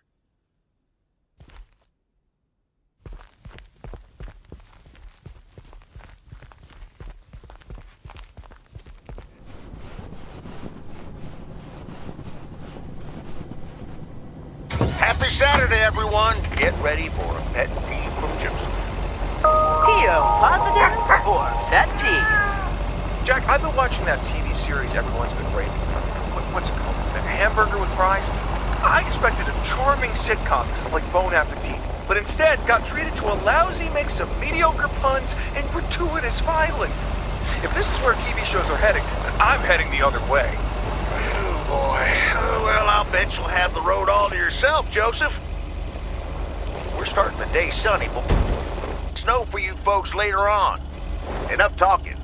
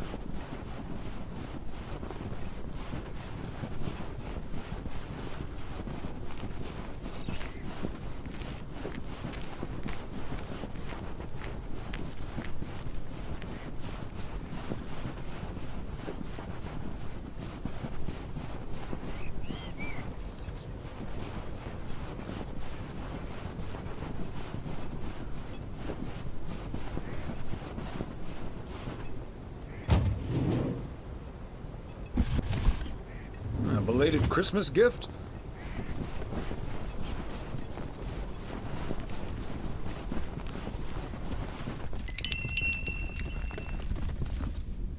Ah, there you are.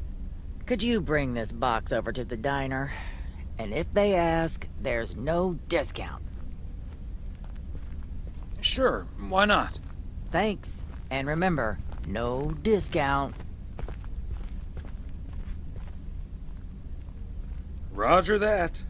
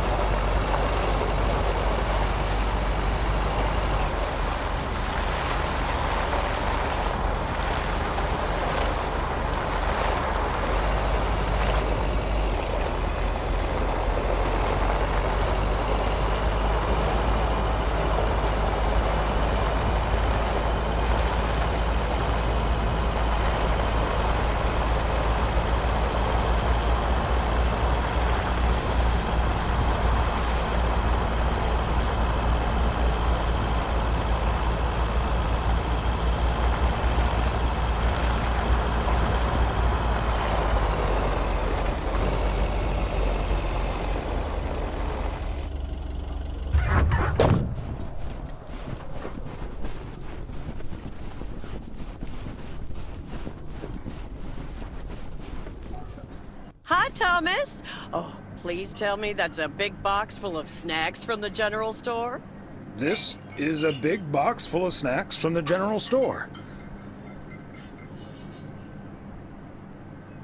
But without a discount on what's inside. No discount? Is Nancy Carlisle really trying to charge me full price for snacks that are about to go past their expiration dates? Yikes, that would be pretty sad. I can't believe people could be like that. That heartless creature.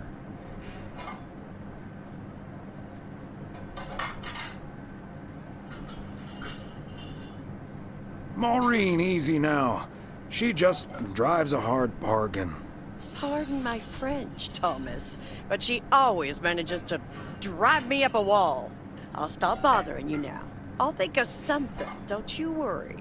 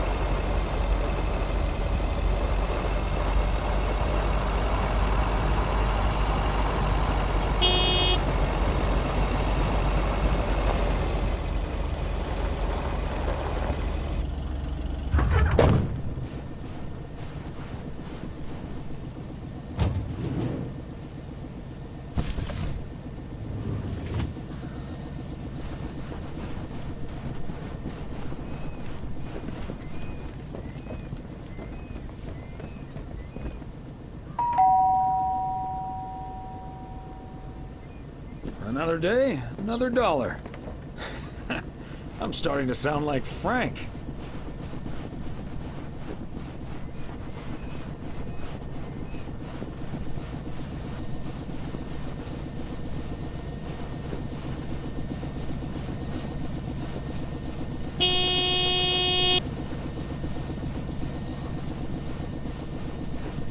Fancy handwriting on this one.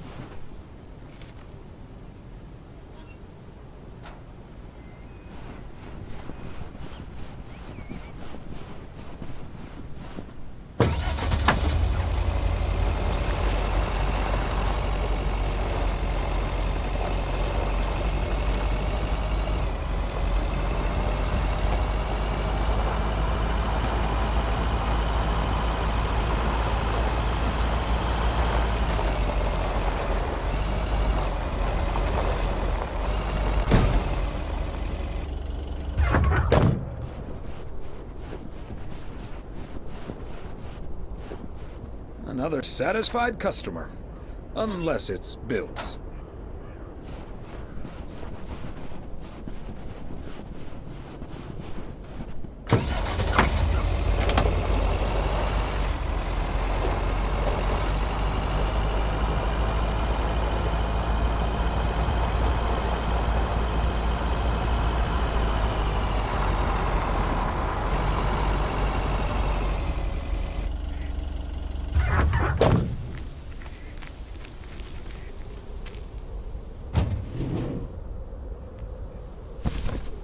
Okay, let's get this to its destination.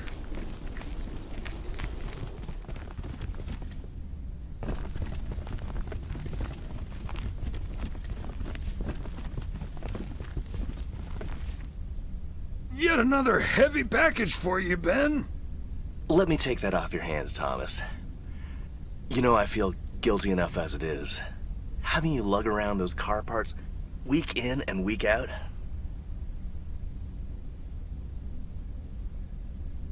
That's the job, Ben. Neither snow nor rain nor heavy packages Stay these couriers from the swift completion of their appointed rounds. I'm serious, though. If you don't mind me saying, you're getting up there. Ever think of hanging up the old coat and bag?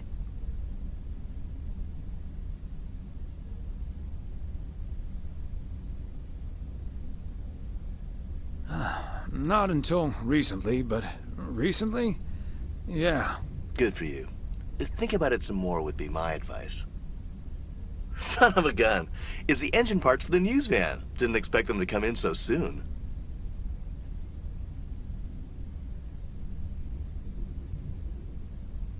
No, that's great. Now they'll be able to roam around PO for their report. Yep. With any luck, that thing will be up and running before the end of the day.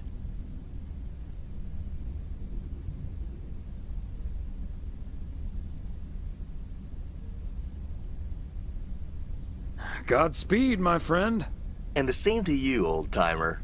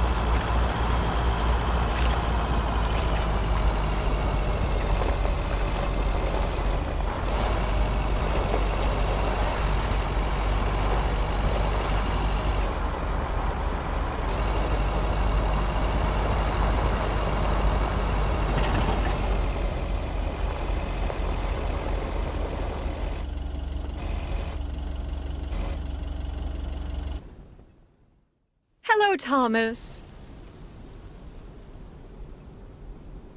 Hi there, Beth. What brings you here? I saw you arrive just now, so I decided to venture across the road with a minor request.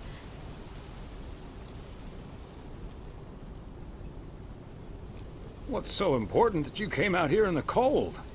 It's just one small thing, I promise, and... well, I suppose you can see what it is. A first gift to the little one, you see, since Christmas in Georgia fell through. It just needs an address, and I'm not sure where to put it.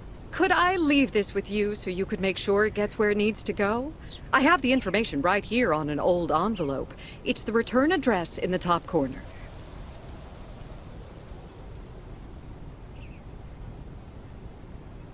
Of course, Beth. I can understand that labeling a package like this can seem daunting. Bears will do that to you. You're a real gentleman, Thomas. Thank you. I have a stack of returned holiday gifts that need sorting before I close.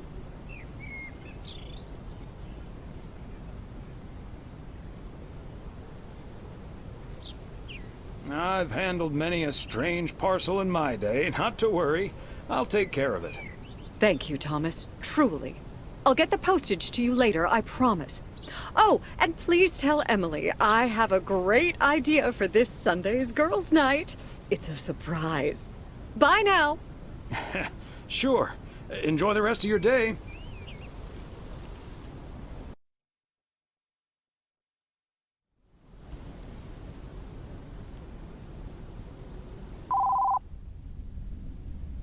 Hello? Hi, Meredith. It's us. Your dad is standing right next to me. Hiya. Hi. Shouldn't you two be at Moe's right now? Yeah, we're about to jump in the car, but we wanted to share some exciting news with you. Oh, first things first, though. How was your Christmas? Well, I worked. And Tess and I made a Christmas meal you probably won't ever find in a cookbook. But we had a lovely evening. Thanks, Mom. Can I get the exciting news now, please?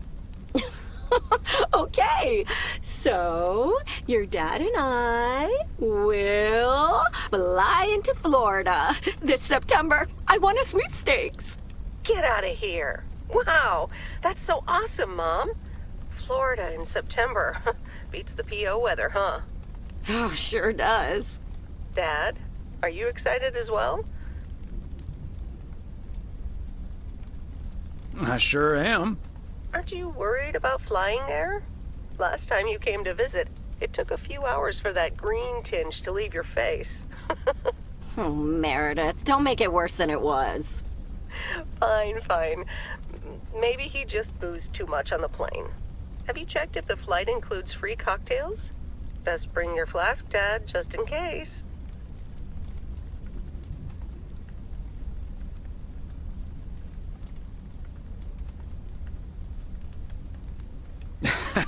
If you were here for Christmas, you might have gotten one from Santa. Oh, well. I may not have been there, but at least my boss called to interrupt your dinner. Sorry about that, by the way. Rest assured he was appropriately ashamed. We all make mistakes, Meredith. Some of us just more than others. I can't disagree there. Oh, hey, you two shouldn't keep Maureen waiting. You're right about that. Your dad will go and get the car warmed up, right, honey? That's my cue. Bye, Em. Take care. Bye. Have fun tonight.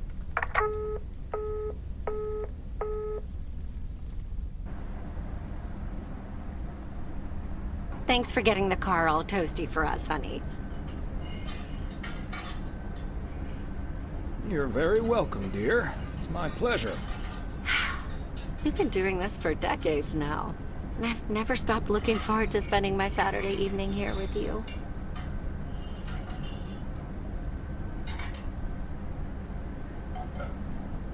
I feel the same way, Em. I'm a lucky man to have you. Good evening, you two beautiful people. Ready to order? Or should I just write down pancakes for lovely Emily and a T-bone steak for Big Thomas here? Oh, Maureen, your intuition never ceases to amaze me. It sure is pancake time for me again.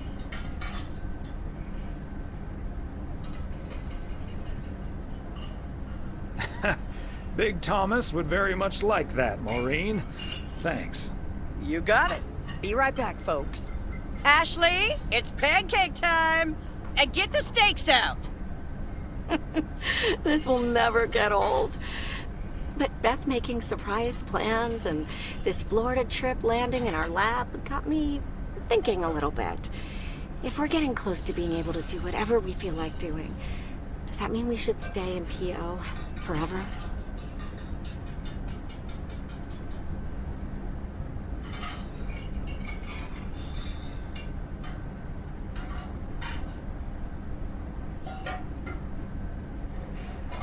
Yeah, of course. I can't imagine living anywhere else. It's also very hard for me to imagine. But it snuck into my mind, and it doesn't seem to be sneaking out.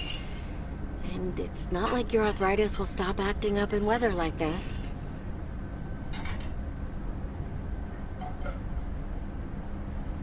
I am looking forward to that Florida trip the more I think about it. It's a perfect opportunity to test the waters. Oh, wasn't it nice the way Meredith reacted to the news? Although I'm sure she's a little envious.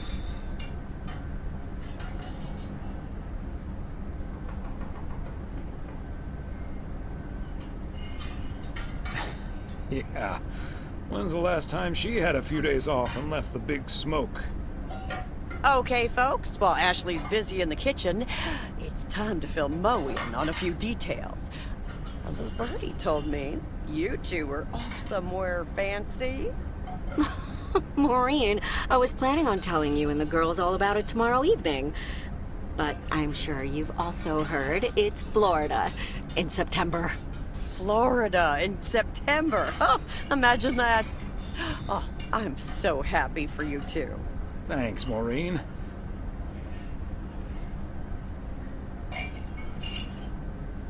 Have you ever been to Florida?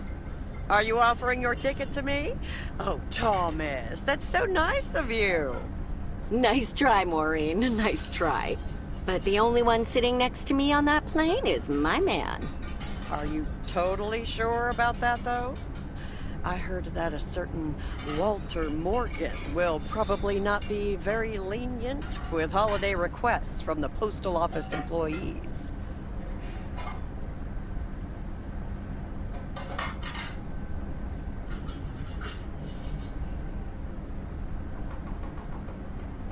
Haha, Morgan. His bark is always worse than his bite. If Walter Morgan gets in the way of that, I'll get in his way. I don't think I'm supposed to actually run a bar, but sure, all right. Oh, that means dinner's almost ready. Be right back, folks. See, things like this, they bother me sometimes. Maureen's a sweetheart, but it's almost impossible to have a private life here. That sure is true.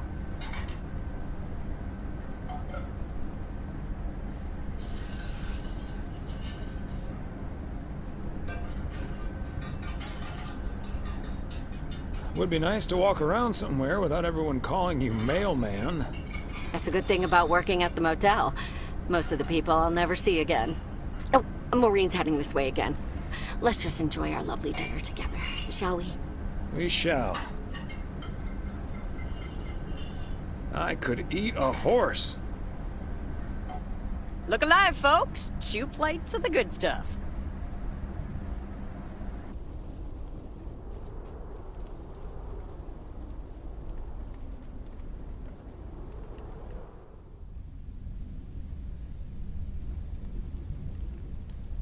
Oh, Thomas, my dear, sweet husband.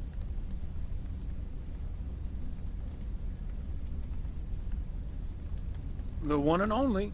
No autographs. Oh, the sweetest man alive. Always prepared to help out anyone who asks for a favor, even on his Sunday off. Okay, Em. What needs doing? The motel called, and, well, the TV crew would very much like to rent some movies from the Flick Shack today. But I couldn't just let poor little Angie ferry them over in this weather, so...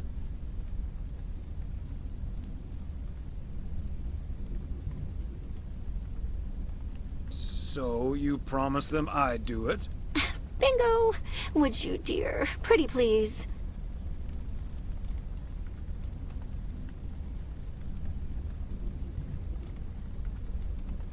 Of course, Em. You've been so busy lately. It'll be my pleasure. Oh, thank you so much, darling. Tell you what, I'll make some extra tasty snacks for your poker night tonight. How's that? It's a deal. Thomas Weiss, as I live and breathe.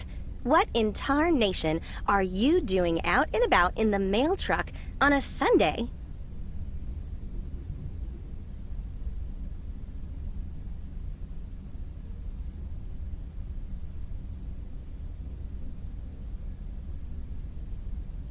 What? Coming over to see my favorite video store clerk isn't reason enough? No, but seriously, you've come to pick up some movies for the KNW6 crew, right? Oh, what gave it away? Your wife called ahead.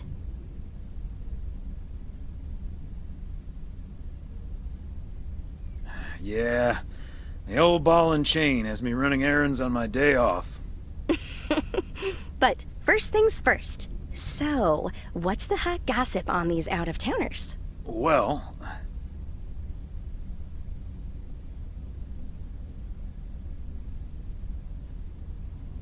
Connor Price is the star of the show, of course.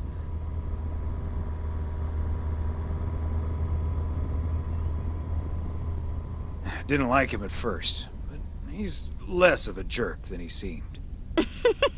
Well, there's a ringing endorsement. Connor Price, KNW6, not as big of a jerk as you might think. What about the rest? There's Gabriel Serrano, he's the sound guy.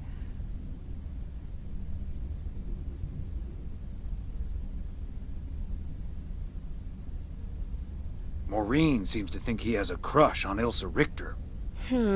Yeah, that may well be mutual. So anyway, let's get down to brass tacks. According to Emily, our intrepid reporters have 2 rooms equipped with VCRs between them. One for Connor Price, KNW6, and one for Ilsa Richter. Great. I know what we should get for Connor.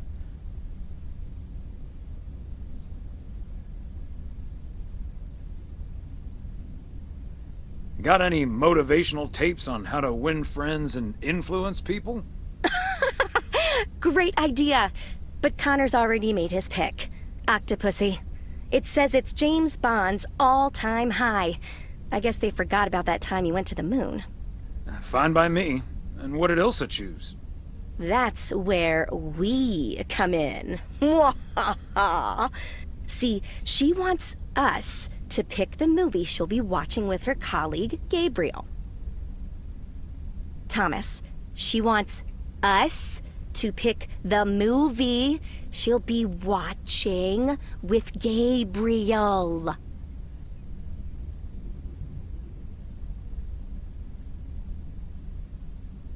We can play matchmaker by picking something romantic. Got it. Exactly. Guide Cupid's arrows, so to speak. After all, 'tis the season.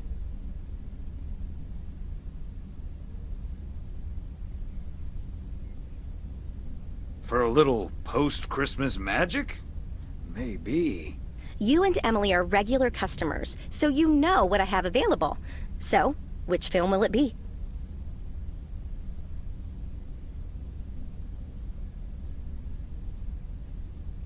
Let's go with Love Story. Or is that too on the nose? It's perfect, and we won't risk being too subtle. It has love right there in the title. Great. Love Story it is. The dynamic duo of stupid Cupid strikes again. Although I suppose this is our first strike. Anyway, here's hoping that this is the start of a beautiful love story.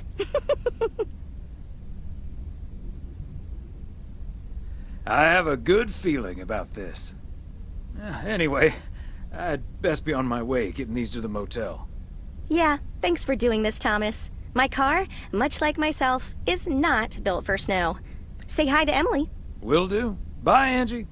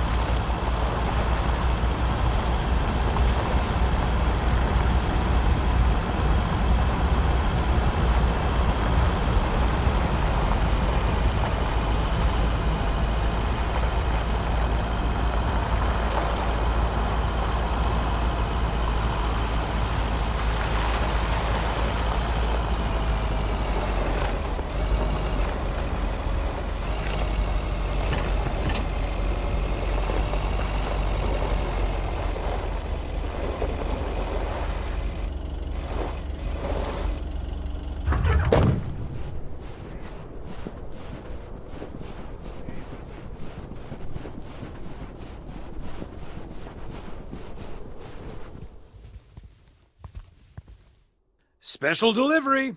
I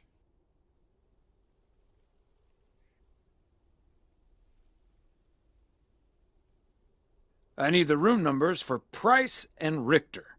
Just drop them off at number 6. That's Richter. She'll take care of it. Thank you.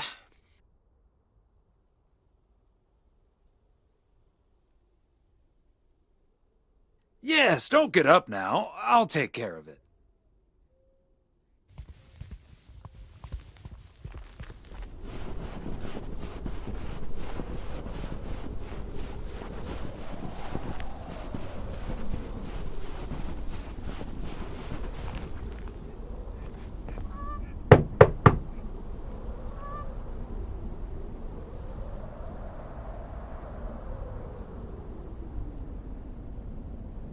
Movie delivery for segment producer Ilsa Richter. Yes? Oh, excuse me, Mr. Price. I thought this was Ilsa's room. No, that's room 9, but think nothing of it, my guy. Ooh, you got me my Bond movie.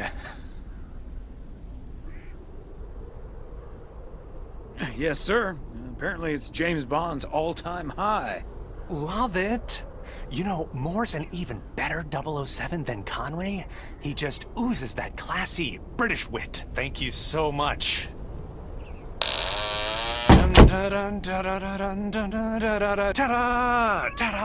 Pow!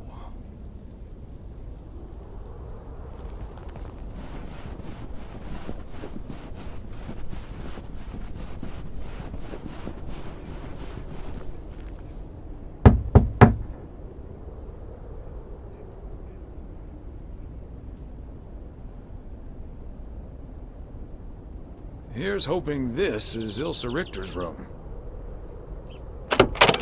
Yay! Good to see you, Thomas. So, what movie did you and Angie pick for me and Gabe? Here you go. Love story. Haven't seen this one. What's it about? Tennis?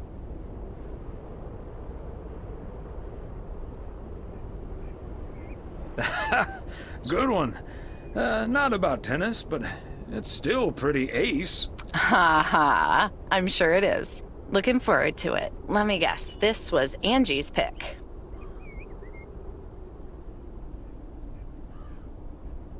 Well, let's just say it was a group effort. Okay. Well, color me curious. Hope it's age appropriate for big old puppy dogs. Oh, speaking of, on your way out, could you give a quick knock on Gabe's door, just so he'll know it's movie time? It's room number 2. Will do. Great. See ya.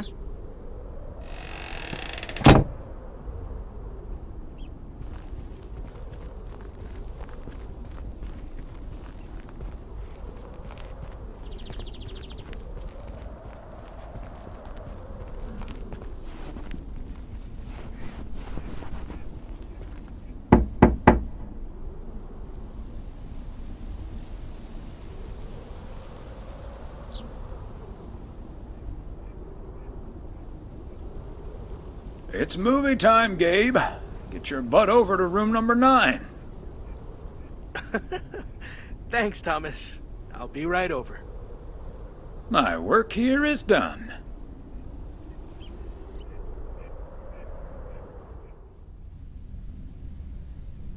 Okay, Ben. Question for you. Do you have that ace or not? You don't have to say yes or no. Just say anything. All I need to hear is one word from you to know if you're bluffing. Nothing? Not even a twitch or a blink? All right, I'll do the talking. I'm all in. Call. And he just instantly calls me. Great. I don't even need to see your hand. Well played, sir. Thanks, Jack. You got unlucky there. I don't know. I just don't have the patience for poker. You know, reading a poker book ain't gonna change that. Hey, Thomas? Why are the curtains closed, by the way? Last time I checked, home games are legal.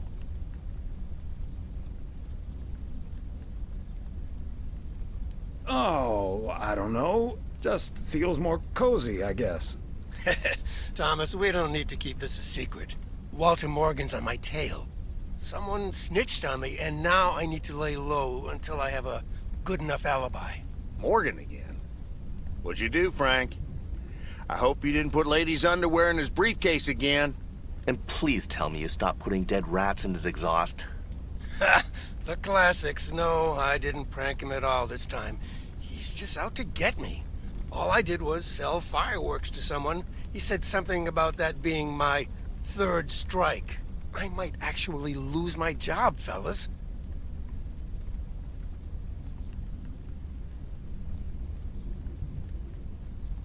Don't you think he's bluffing, Frank?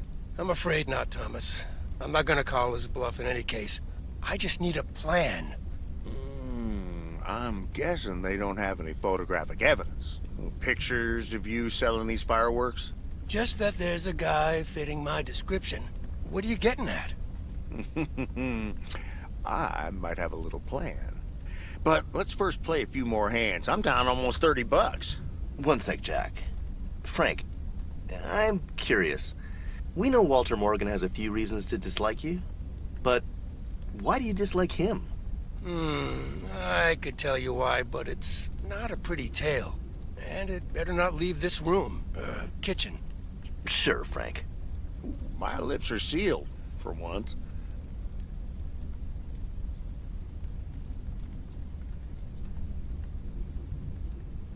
You know I'm no snitch, Frank. Thanks, boys.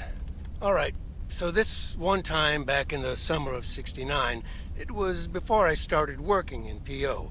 There were a couple of pesky stray dogs wandering around HQ.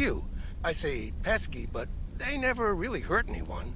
Just got a little excited if you walked past them eating a sandwich or whatever. Can't blame them, huh? They were hungry, even though I fed them every now and then. Morgan found out, of course, and after one complaint too many, he took matters into his own hands, or should I say, feet. He lured a couple of them behind his car, and before I knew what was going on, it was too late. I heard a loud and gut-wrenching howl. I saw two dogs run away, and Smokey, my favorite one, limped after them. It's the last time I ever saw those sweet dogs. Then Walter Morgan looked me straight in the eye with a smug grin on his face, and he said, "This is how you do a proper job, Frank."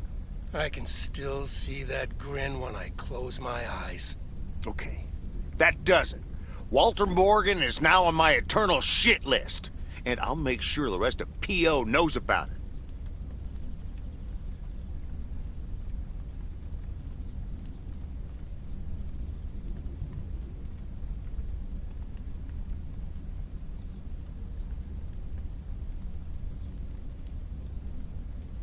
Didn't he also throw a couple of kittens out the window the very same day? What a despicable human being. I can't believe he did that. Well, he didn't. I was joking, of course. I don't really have a good reason for disliking Walter Morgan. That boring old pencil pusher just rubs me the wrong way. Damn it, Frank, you had us good! Okay, folks, ante up. Here we go again.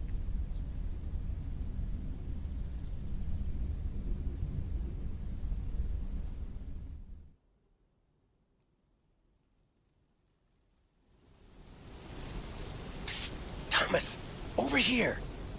Hey, Frank. Thanks for filling up the dumpster. I wish that was all I was doing here. I'm trying to stay out of sight. Looks like Morgan will be at the post office all day. Listen up. Jack and I cooked up a little plan. I'm sure Morgan will be gone soon, but I gotta get out of here now. You haven't seen me.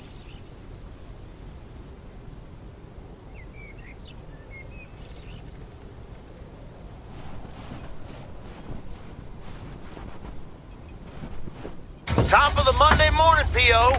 We're starting this week with a warning from Lucinda. P.O. positive or pet peeve? Hi, Jack. KNW6 TV crews filming in P.O. yesterday with Connor Bryce. Big fan. I just had to ask him for an autograph. But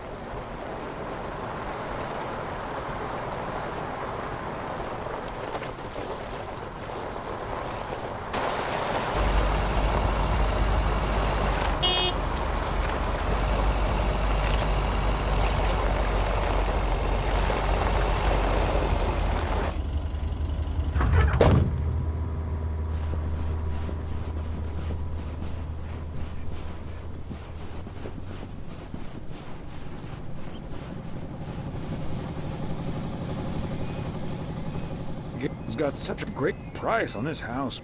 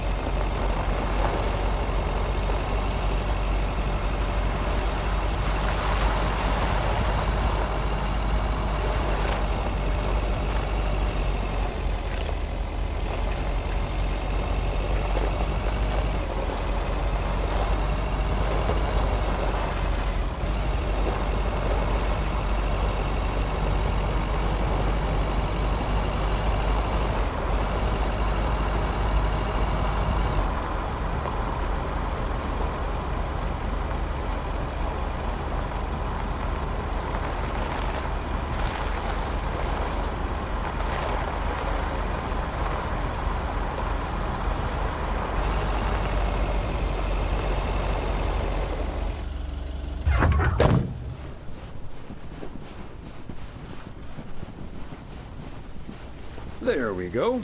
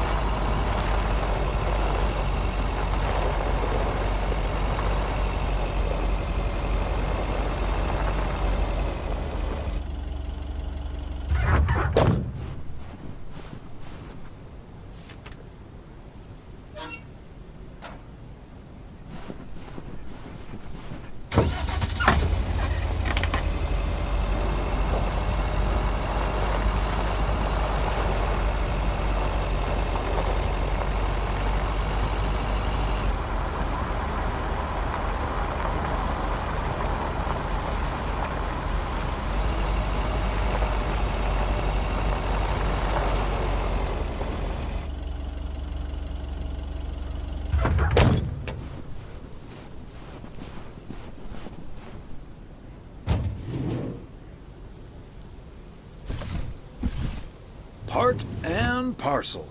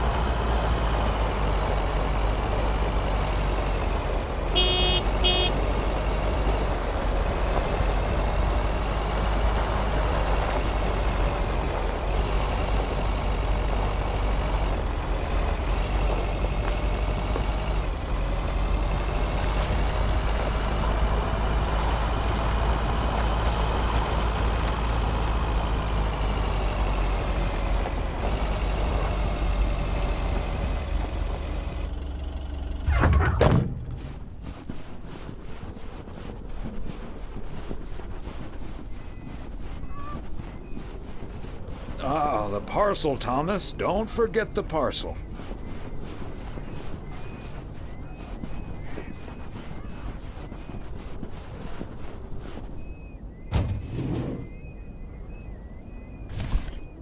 A belated Christmas gift? Maybe.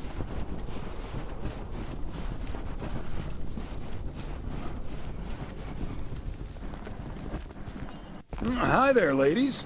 Hi, Thomas. Hello, Thomas.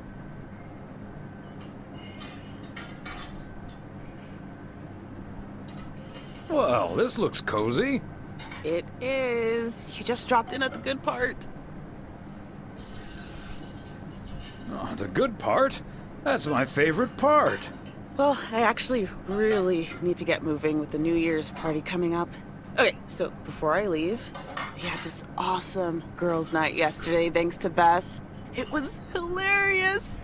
When I first saw where we were going, my brain went, oh my god. And when the guy showed us what we were going to do, my brain went, oh my god. And when we started, it was so yuck, but also so cool, you know? I've never done anything like that before, and I love that I got a chance to find out. But then again, I doubt that I will ever try it again. Ah, yes, the girls' night. What did you end up doing? We made haggis.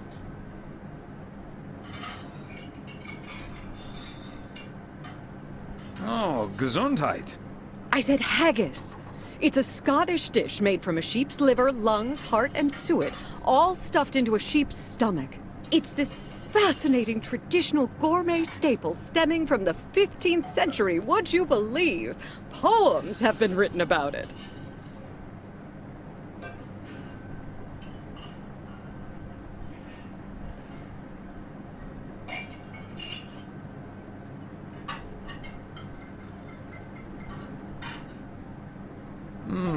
It does sound like the beginning of a very bad limerick. Ha ha! There once was a lass from St. Lagis. It was so gross. I'll have nightmares about zombie sheep for weeks. Bleh. Okay, hate to leave you two, but I really have to sort out this delivery ASAP. Maureen will go bananas. Talk soon. Thanks again for the great evening, Beth. Bye. Bye, Kay. Well, now, I really should get back to the grind as well. Those New Year's price reductions aren't going to fix themselves.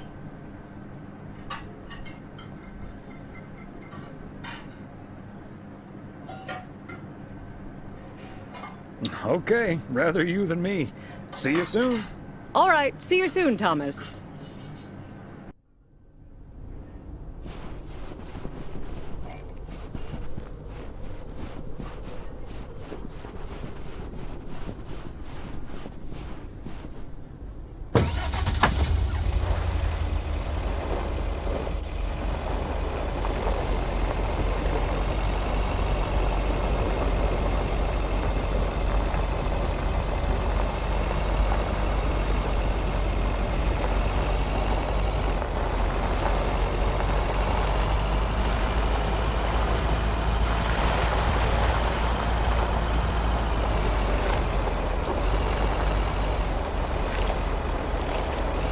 Bert's out of town for the holidays, but he did ask me to keep an eye on his place. Seems to be in order.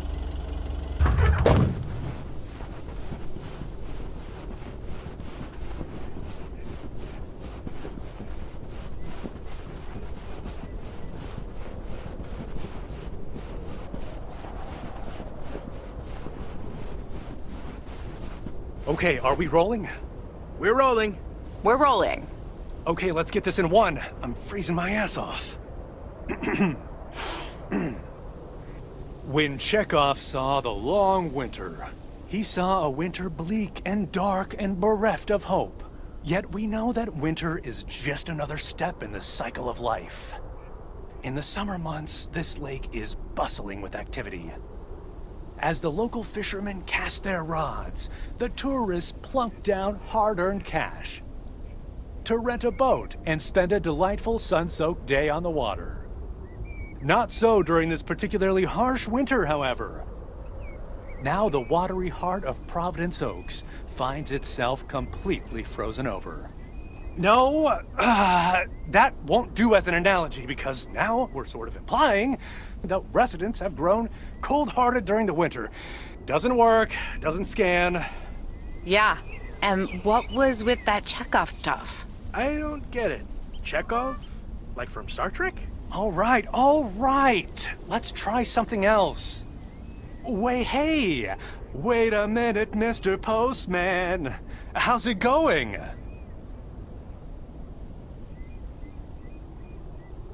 Hi, Mr. Price. Did you enjoy the movie last night? Hey, listen, how about I ask you a couple of questions on camera? Just simple stuff about the town. Sure, I'd be happy to. Great. Just move over here. Are we both in the shot? Yeah, that's fine. This'll be great. The lake as a backdrop. Perfect. Let's go. All right. This is... His name is Thomas Weiss. I knew that. Thomas and I go way back. As the local mailman for truly countless years, Thomas Weiss knows Providence Oaks like he knows the back of his own hand. So, Mr. Weiss, how would you characterize this small, cold town and its warm inhabitants? That's easy, Connor.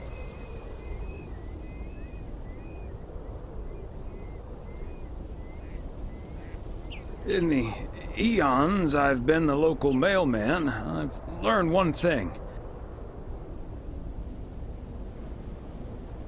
This gorgeous little lake town of ours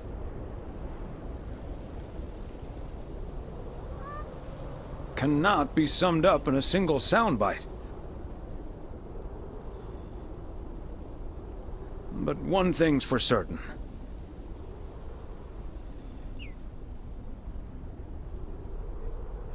Anyone who's ever seen the views from atop the mighty watchtower knows.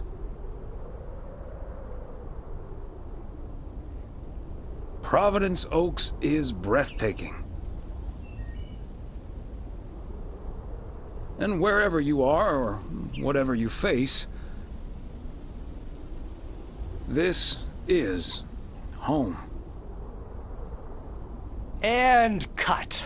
Ah, that's so sweet, Thomas Weiss. Completely unusable, but sweet. I know I've got goosebumps. Yeah, that went well, kind of. Now, let's scout out the establishing shots at the far end of the pier. Let's go, Connor. Aye, Captain. Gabe, you can take 5. My advice would be to take those 5 in the van, to reduce the risk of any further ass freezing off incidents. Noted. Thanks, Ilsa.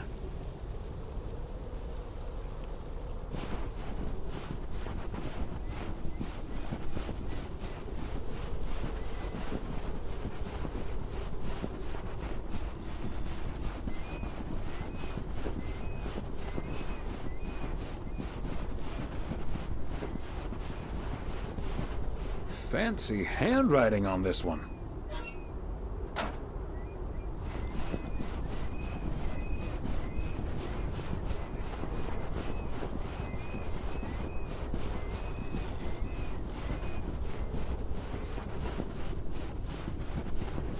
Mr. Weiss, Thomas, sir. Hi, Gabriel. What's up? Just that, well, we'll be ringing in the new year right here in Providence Oaks. So, my mom is shipping over my tuxedo. Can you make sure it arrives okay? She says she clearly marked the package Serrano Room 2. Oh, of course. Mailman's promise. Any particular reason you want to look your best for New Year's? Yeah, maybe. There is something else I wanted to ask you about. I guess I'm curious. How did you, woo your wife? It's pretty simple and cliched. She's my high school sweetheart. I took her to the fairy tale dance. We snuck off to smooch under the bleachers, and the rest is ancient history. but I'm guessing that doesn't help you with what you really want to know.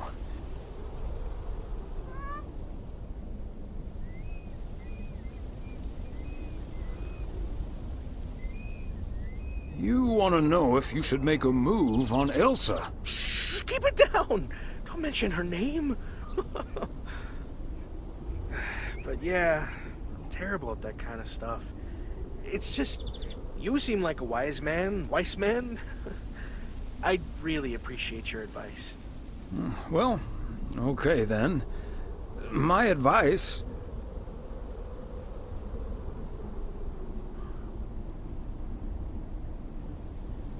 is to go for it. You like her a lot, and it's pretty obvious that the feeling's mutual. Wow.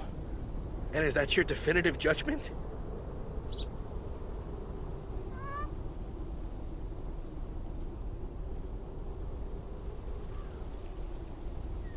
Definitive judgment sounds a little heavy-handed, but basically, yeah.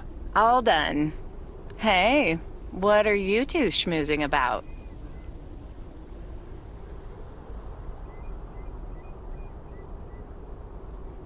A mailman never tells.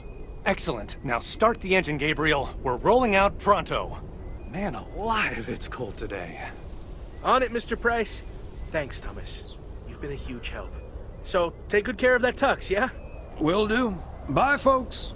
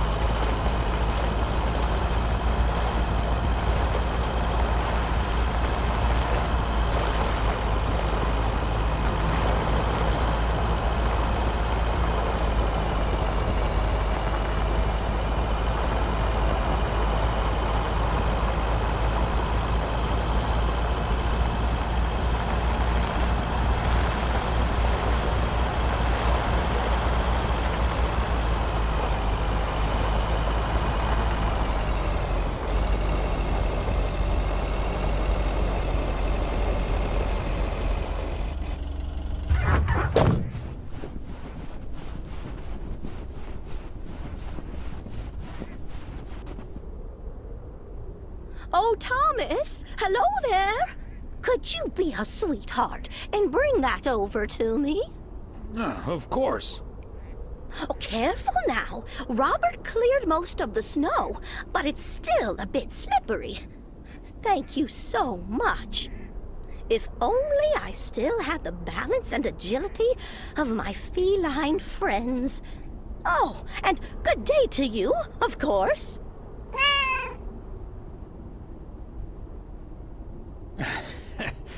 Good day to you too, Mildred. And Genevieve. Thomas, honestly, this isn't Genevieve. It's Mortimer. They look nothing alike. Isn't that right, Mortimer? Oh, pardon me. I can't quite keep track of all your cats. Well, I do have a lot of them, but not quite as many as there are streets in Providence Oaks, and you can keep those apart. So, what do you have for me today, Thomas? Just a letter. Let's see.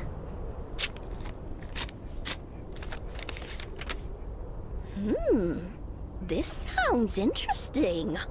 Apparently, I need to make a few copies of this letter, and if you send this letter along with $5 to the first 6 people on this list, your name will be added to the bottom. Soon enough, your name will rise to the top. Then many people will send you $5. You will earn lots of money with one small investment. Oh, what a great idea! What do you think, Mortimer?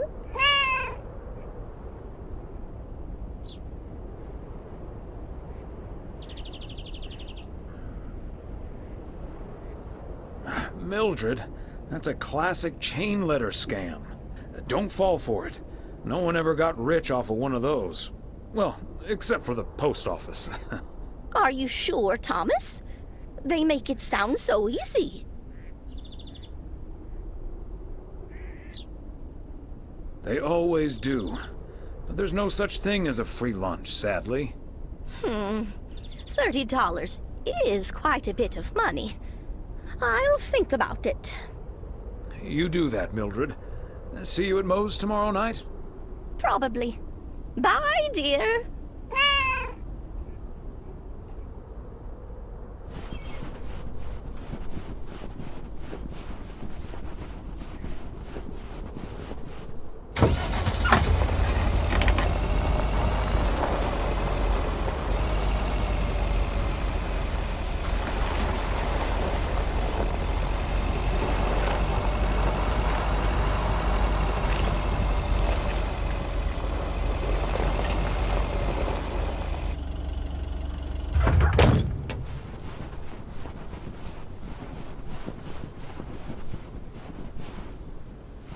Another day, done and dusted.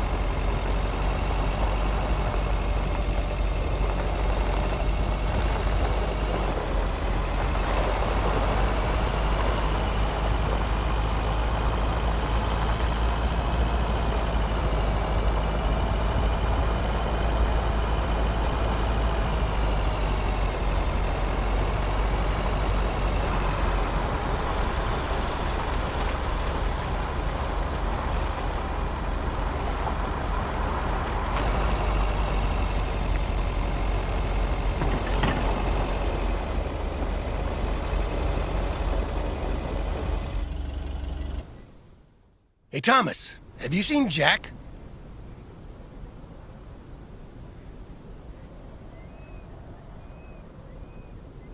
Nope, I haven't, Frank. How did it go with Morgan? Didn't happen, yet. But I need Jack to pull it off. I'm a sitting duck right now. I'm toast if Morgan suddenly shows up.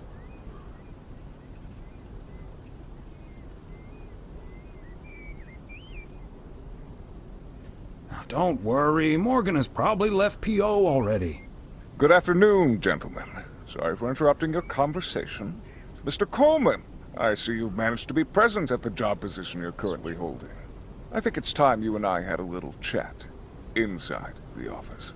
Mr. Morgan, it's so good to see you again. A little chat sounds wonderful.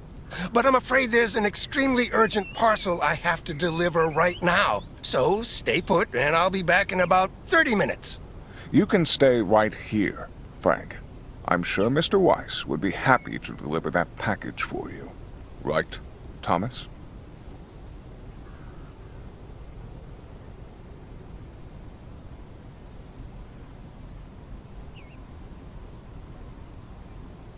Sure, Mr. Morgan. I just finished my round, so it's not a bother.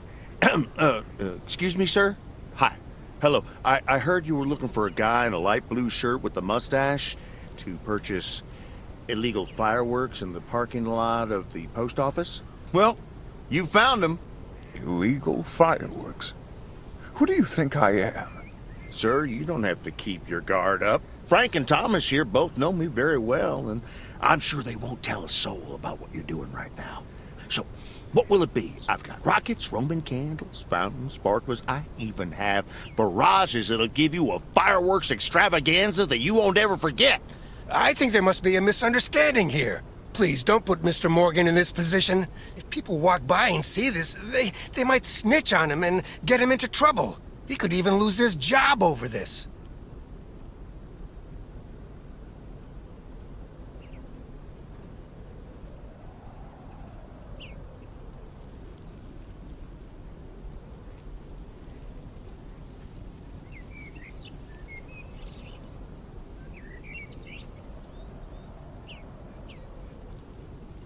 I don't think Mr. Morgan is interested in buying fireworks, to be honest. I'll tell you what will happen now. I'm going to get in my car, start the engine, drive home, and pretend I did not just spend 3 days in Providence Oaks for absolutely nothing. Sir, if you take a left at the deer statue, you'll eventually pass my barn, and I can fill your trunk there in just 1 minute. Do you have cash on hand? Gentlemen, I'll be back next year. Frank Coleman, your luck will run out one day. I wouldn't bet on it. Tally-ho, Morgan.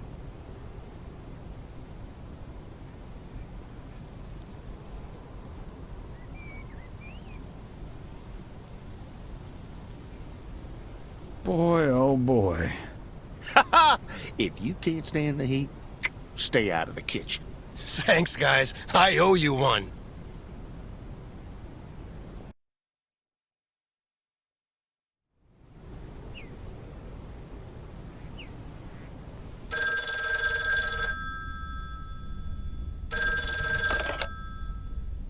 Hello? Evening, Thomas. It's Maureen. Oh, hi, Maureen.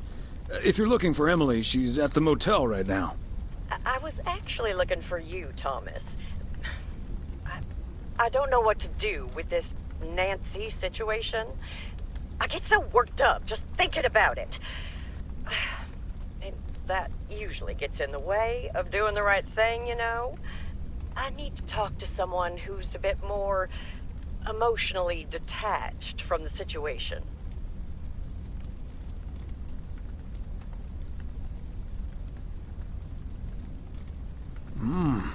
How can I help you, Maureen? Simply put, I don't know if I should give in to that Nancy Carlisle and her overpriced snacks, or tell that woman to take a hike.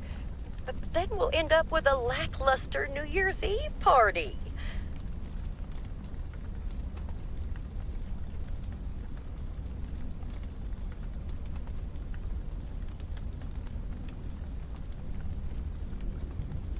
A party is about having a good time with people you like. Who cares if the snacks aren't great? That's what I'd like to think as well. But I just don't like to disappoint people.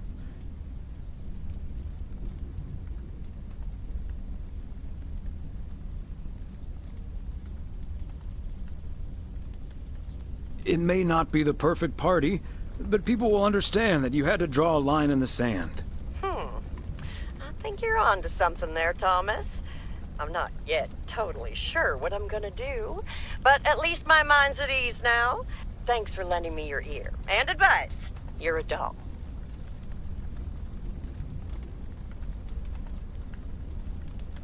You're welcome, Maureen.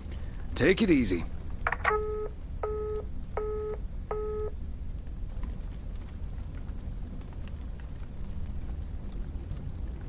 From 1912 to 1948, architecture was an Olympic discipline. Spanish singer Julio Iglesias used to be a professional goalkeeper. When recovering from a career-ending accident, a nurse gave him a guitar so that he could recover the dexterity of his hands. In learning to play, he discovered his musical talent.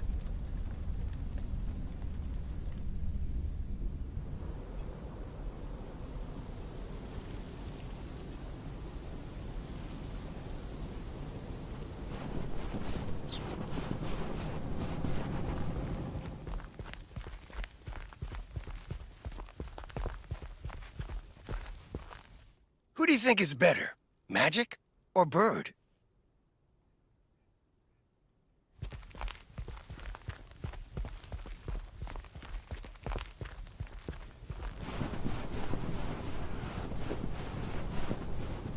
Good morning, P.O.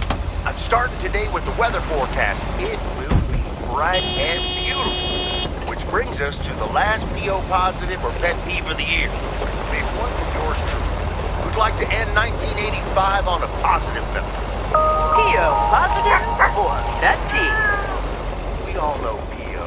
is the best place to live. And it's, of course, all because of the people living here. And by people, I mean most of the people. The majority. More than half in any case. So, thank you. Now let's keep it up. I've got a feeling like we are for it to roll on.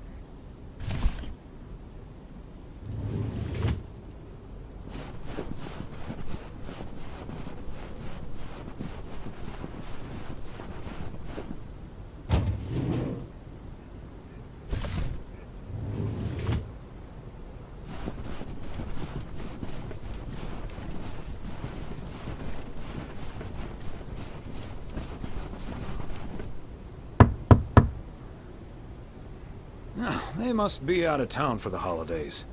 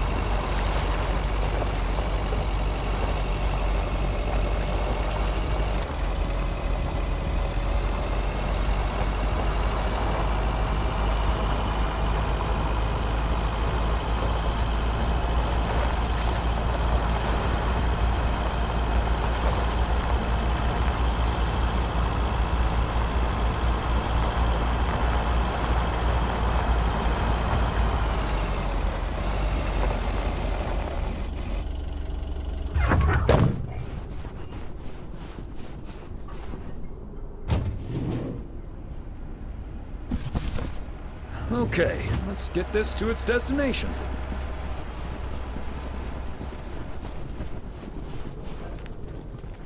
Thomas, it's good to see you. thanks again for the little chat we had yesterday evening.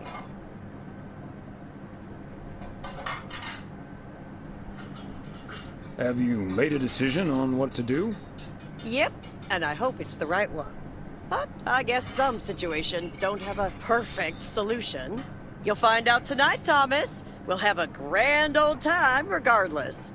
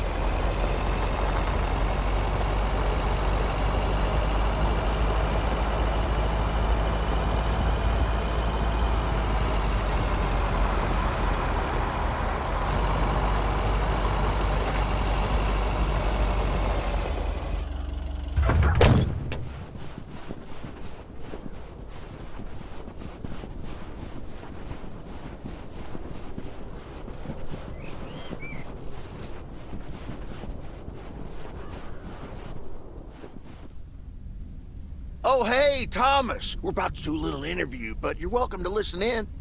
Mr. Price, you know Thomas Weiss, don't you? Sure do. You're resident mailman, am I right? Good to see you, man. Hi, guys. Don't mind me. I'll just be a fly on the wall here. That was Open Sky by Velvet Moon, one of my favorites. Folks, we have a special treat for you today because I have a guest here at the Reynolds studio. You know that happens from time to time, but today it's a bona fide big shot. None other than KNW6's own newsman extraordinaire, Mr. Connor Price. Thanks for having me, Jack. Always nice to talk to a fellow broadcaster. So, how long have you been doing this local show? Coming up on our 10th anniversary, Mr. Price. But you've been at KNW6 for longer than that, no? Yeah, it's been... Gosh, can you believe I started there way back in '66? As a segment producer on Portland Rise and Shine. Still remember the title of my first item, too. Is Poplin Still Poppin'? That's a great title. And yet, this is the first time you've come to Providence Oaks. First time staying a while, at any rate. So, Mr. Reynolds, how would you describe this town? Well, I'd say it's a... Hey! Wait a minute. Who's interviewing who here? I'll ask the questions, thank you very much. Apologies, my friend. Just can't help myself. Always chasing the story, me. It's the commitment I've made to our viewers. The price guarantee. So, what stories are you chasing here in P.O.? Oh, you know, just trying to capture the old couleur locale. I must say, the people here are very friendly, and I hope the feeling's mutual. Right, Thomas? That's Thomas the mailman over there. But never mind, he's not mic'd.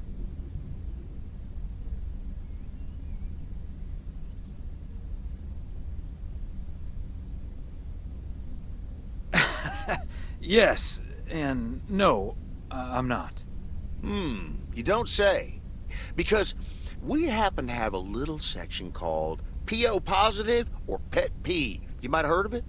Can't say I have, but I do like the alliteration. Well, Lucinda Boyle called in a pet peeve yesterday, saying you were quite rude to her when she asked you for an autograph. Well, I'm sure that was a misunderstanding. See, I must have been on a really tight schedule, because otherwise I'd do anything for a fan. That's... the price guarantee, right? Sure. Anyway, we'll be back with Connor Price, KNW 6-star reporter, right after this. What the hell, Jack? Ambushing me like that live on air? Relax, just joshing you a little. But I'll let you plug the heck out of this Oregon Trail thing you're filming. How's that? We'll make sure everyone in town fully cooperates with your crew in the home stretch. Aha, well, speaking of the home stretch, I better get back to my job as a serious broadcaster. It's been real, pal. Can you believe this guy? Sheesh.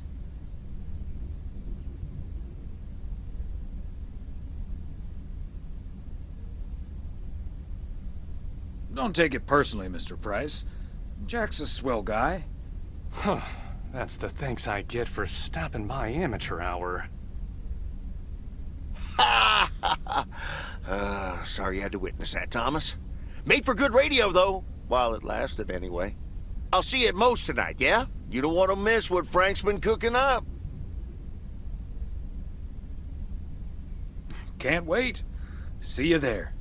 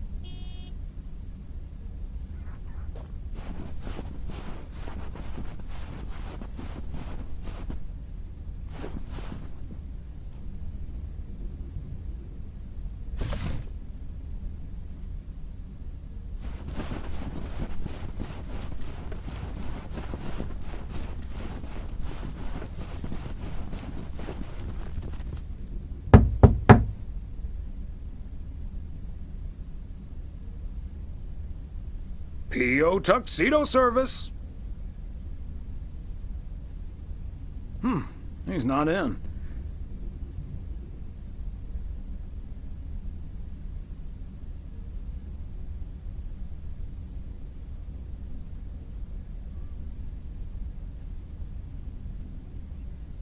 I could leave it at the reception, I guess. Nah, better leave it with Ilsa. Room 9.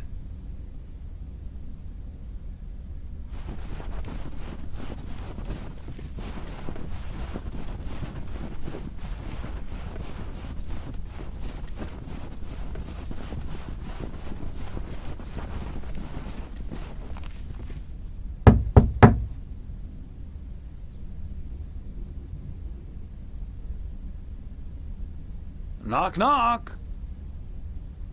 Hi, Thomas. Oh, is that Gabriel's tux? Signed, sealed, delivered. That's the Weiss guarantee. Okay, I'll take care of it. Thanks. Right then, I'll... I'm feeling fine, I'm feeling strong. It won't take long.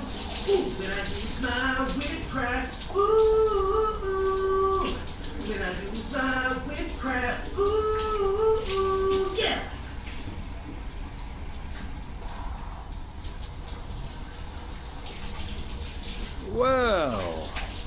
Great. So...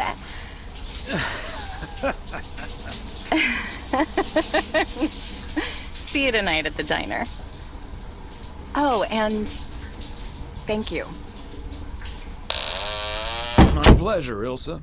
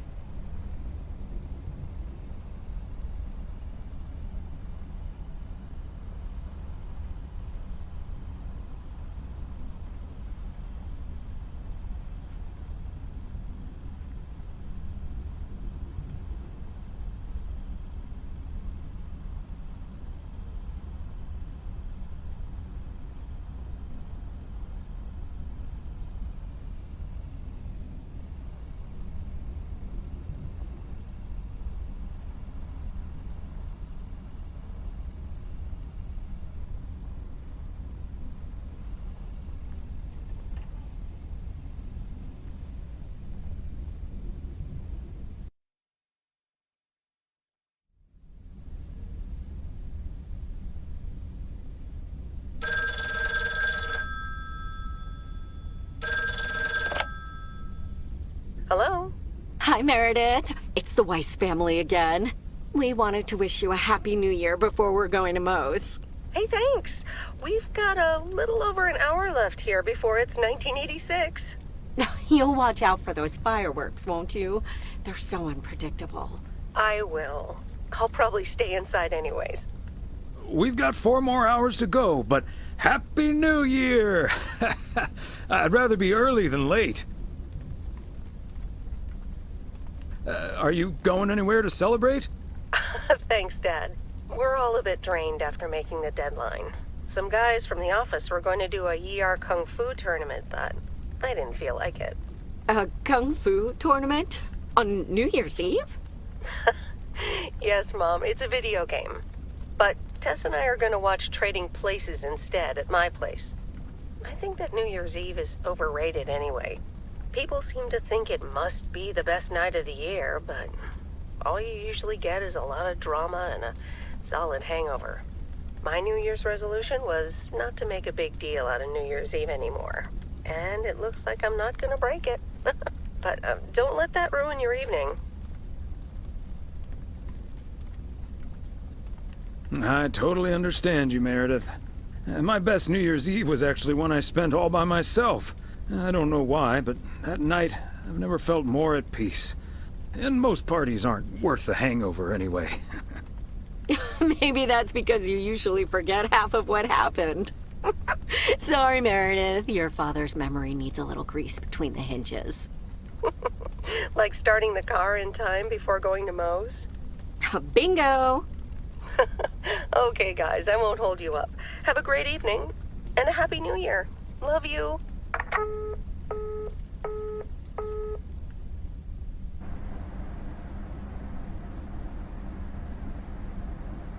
My beautiful people, may I have your attention for half a minute? First of all, welcome to Moe's. We're excited to celebrate the last few moments of 1985 together with you. It was quite an undertaking to host this New Year's Eve party at the last minute. So if you feel like the snack situation isn't up to standard, you're right. But we do have enough tater tots, french fries, potato wedges, and potato pancakes to feed the entire village. Thank you so much for that, Jack. And thank you all for coming. Cheers to a great evening. Well, if it isn't my favorite KNW6 news team. In the flesh. Hi, Thomas. Nice tuxedo, Gabriel. Thank you. And thanks for making sure I got it. I put it on right after I got out of that shower. He toweled off first. Don't worry. There we go. Champagne for my real friends and real pain for my sham friends. Hi, Connor. So, is the segment on Providence Oaks in the can yet? Almost, my friend. Still have to shoot the countdown to the new year. Hopefully that gives us the ending we need. I've been promised a spectacle. Easy on the alcohol there, Connor. We still need you on camera. Can't have you slurring your words. Slurring my words? Whatever do you mean, Ilsa? Quit fooling, you guys. It's getting close to midnight. Let's set up and get ready. Showtime. Okay, getting into character. See you on the flip side, mailman. Hi, honey. There goes that Connor Price. Would you believe the motel had to custom order a blow dryer just for him? He tipped generously, though. Oh, is that Beth sitting over there? Let's join her. Good evening, my dearest of friends. Almost time for Auld Lang Syne, eh? Did you know that Auld Lang Syne was written down by Robert Burns in the 18th century? And that he based it on an old Scottish folk song? He wrote it to a different melody than the one we sing today, but I have to say, I do like this version. And it's often sung after a special dinner where haggis is served, would you believe? Honestly, Beth, I don't know how we'll get by without these fascinating facts when you're gone. Well, I will still be selling sets of encyclopedias at the store for a few more months if you need them. I'll cut you a nice deal. Only if you'll help load them into my truck. Oh, my friends, should old acquaintance be forgot and never brought to mind?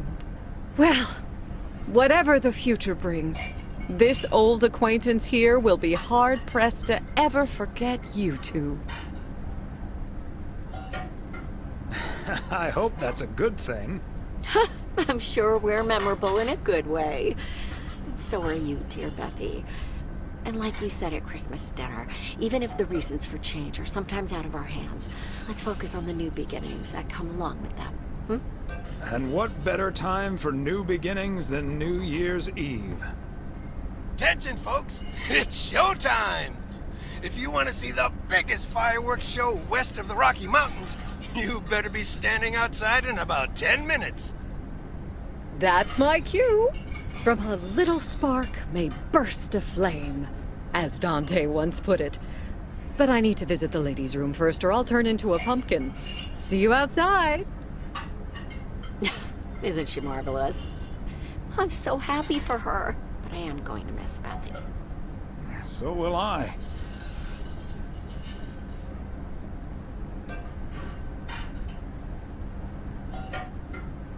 Seeing a parcel addressed to the bookstore always brightened my mood. It makes me feel a bit melancholic. Even more than I usually am on New Year's Eve. This odd feeling of looking back and forward at the same time, and now I'm doing that over a much longer period than just the coming and going of the year. I know what you mean, and there's nothing wrong with that.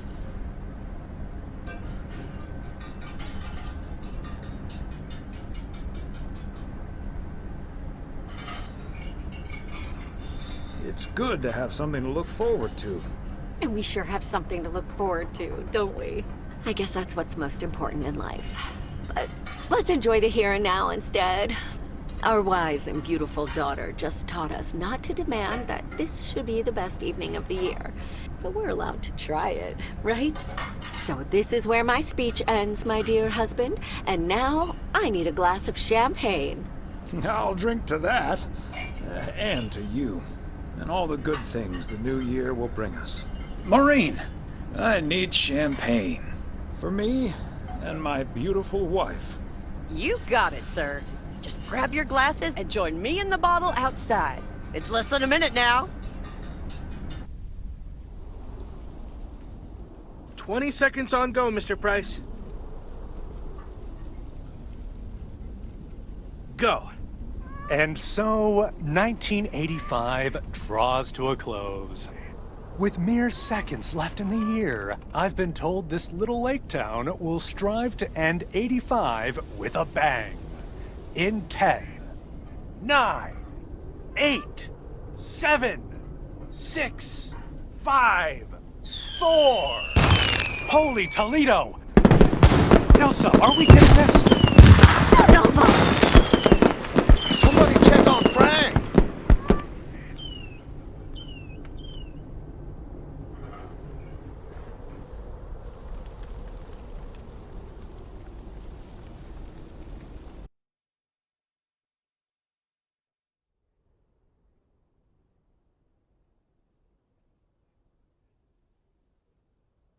That sure sounds like a delicious eggnog recipe.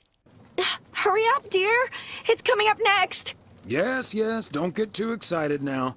It's just a preview, remember? And now, a man with a very special New Year's resolution. And he's going to tell us all about it. Isn't that right, Sybil? Absolutely, Bob. It's none other than our roving reporter, Connor Price. Connor, my dear, where in blazes are you?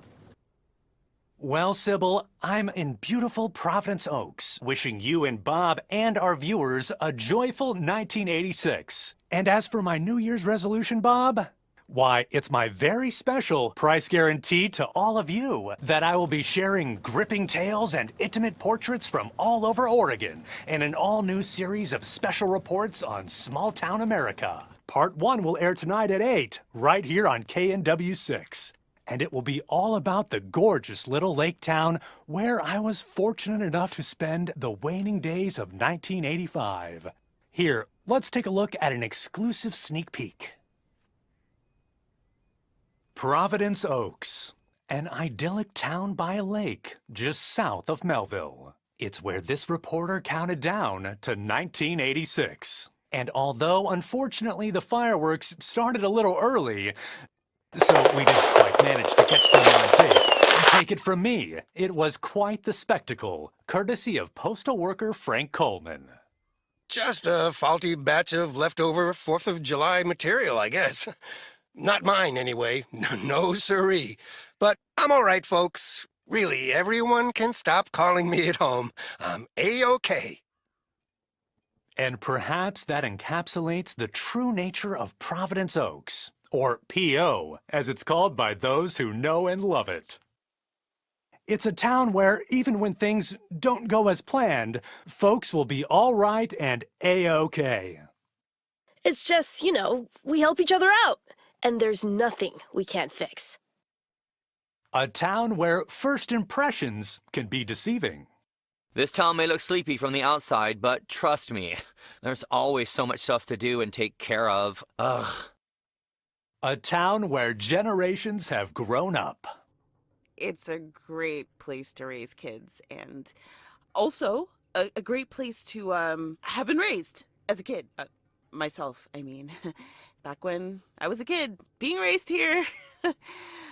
Was that okay? A town where patience is still a virtue. To be honest, I'm not entirely sure if this is where I'll find what I'm looking for, but I do know I can keep looking here for as long as I want, and that feels great.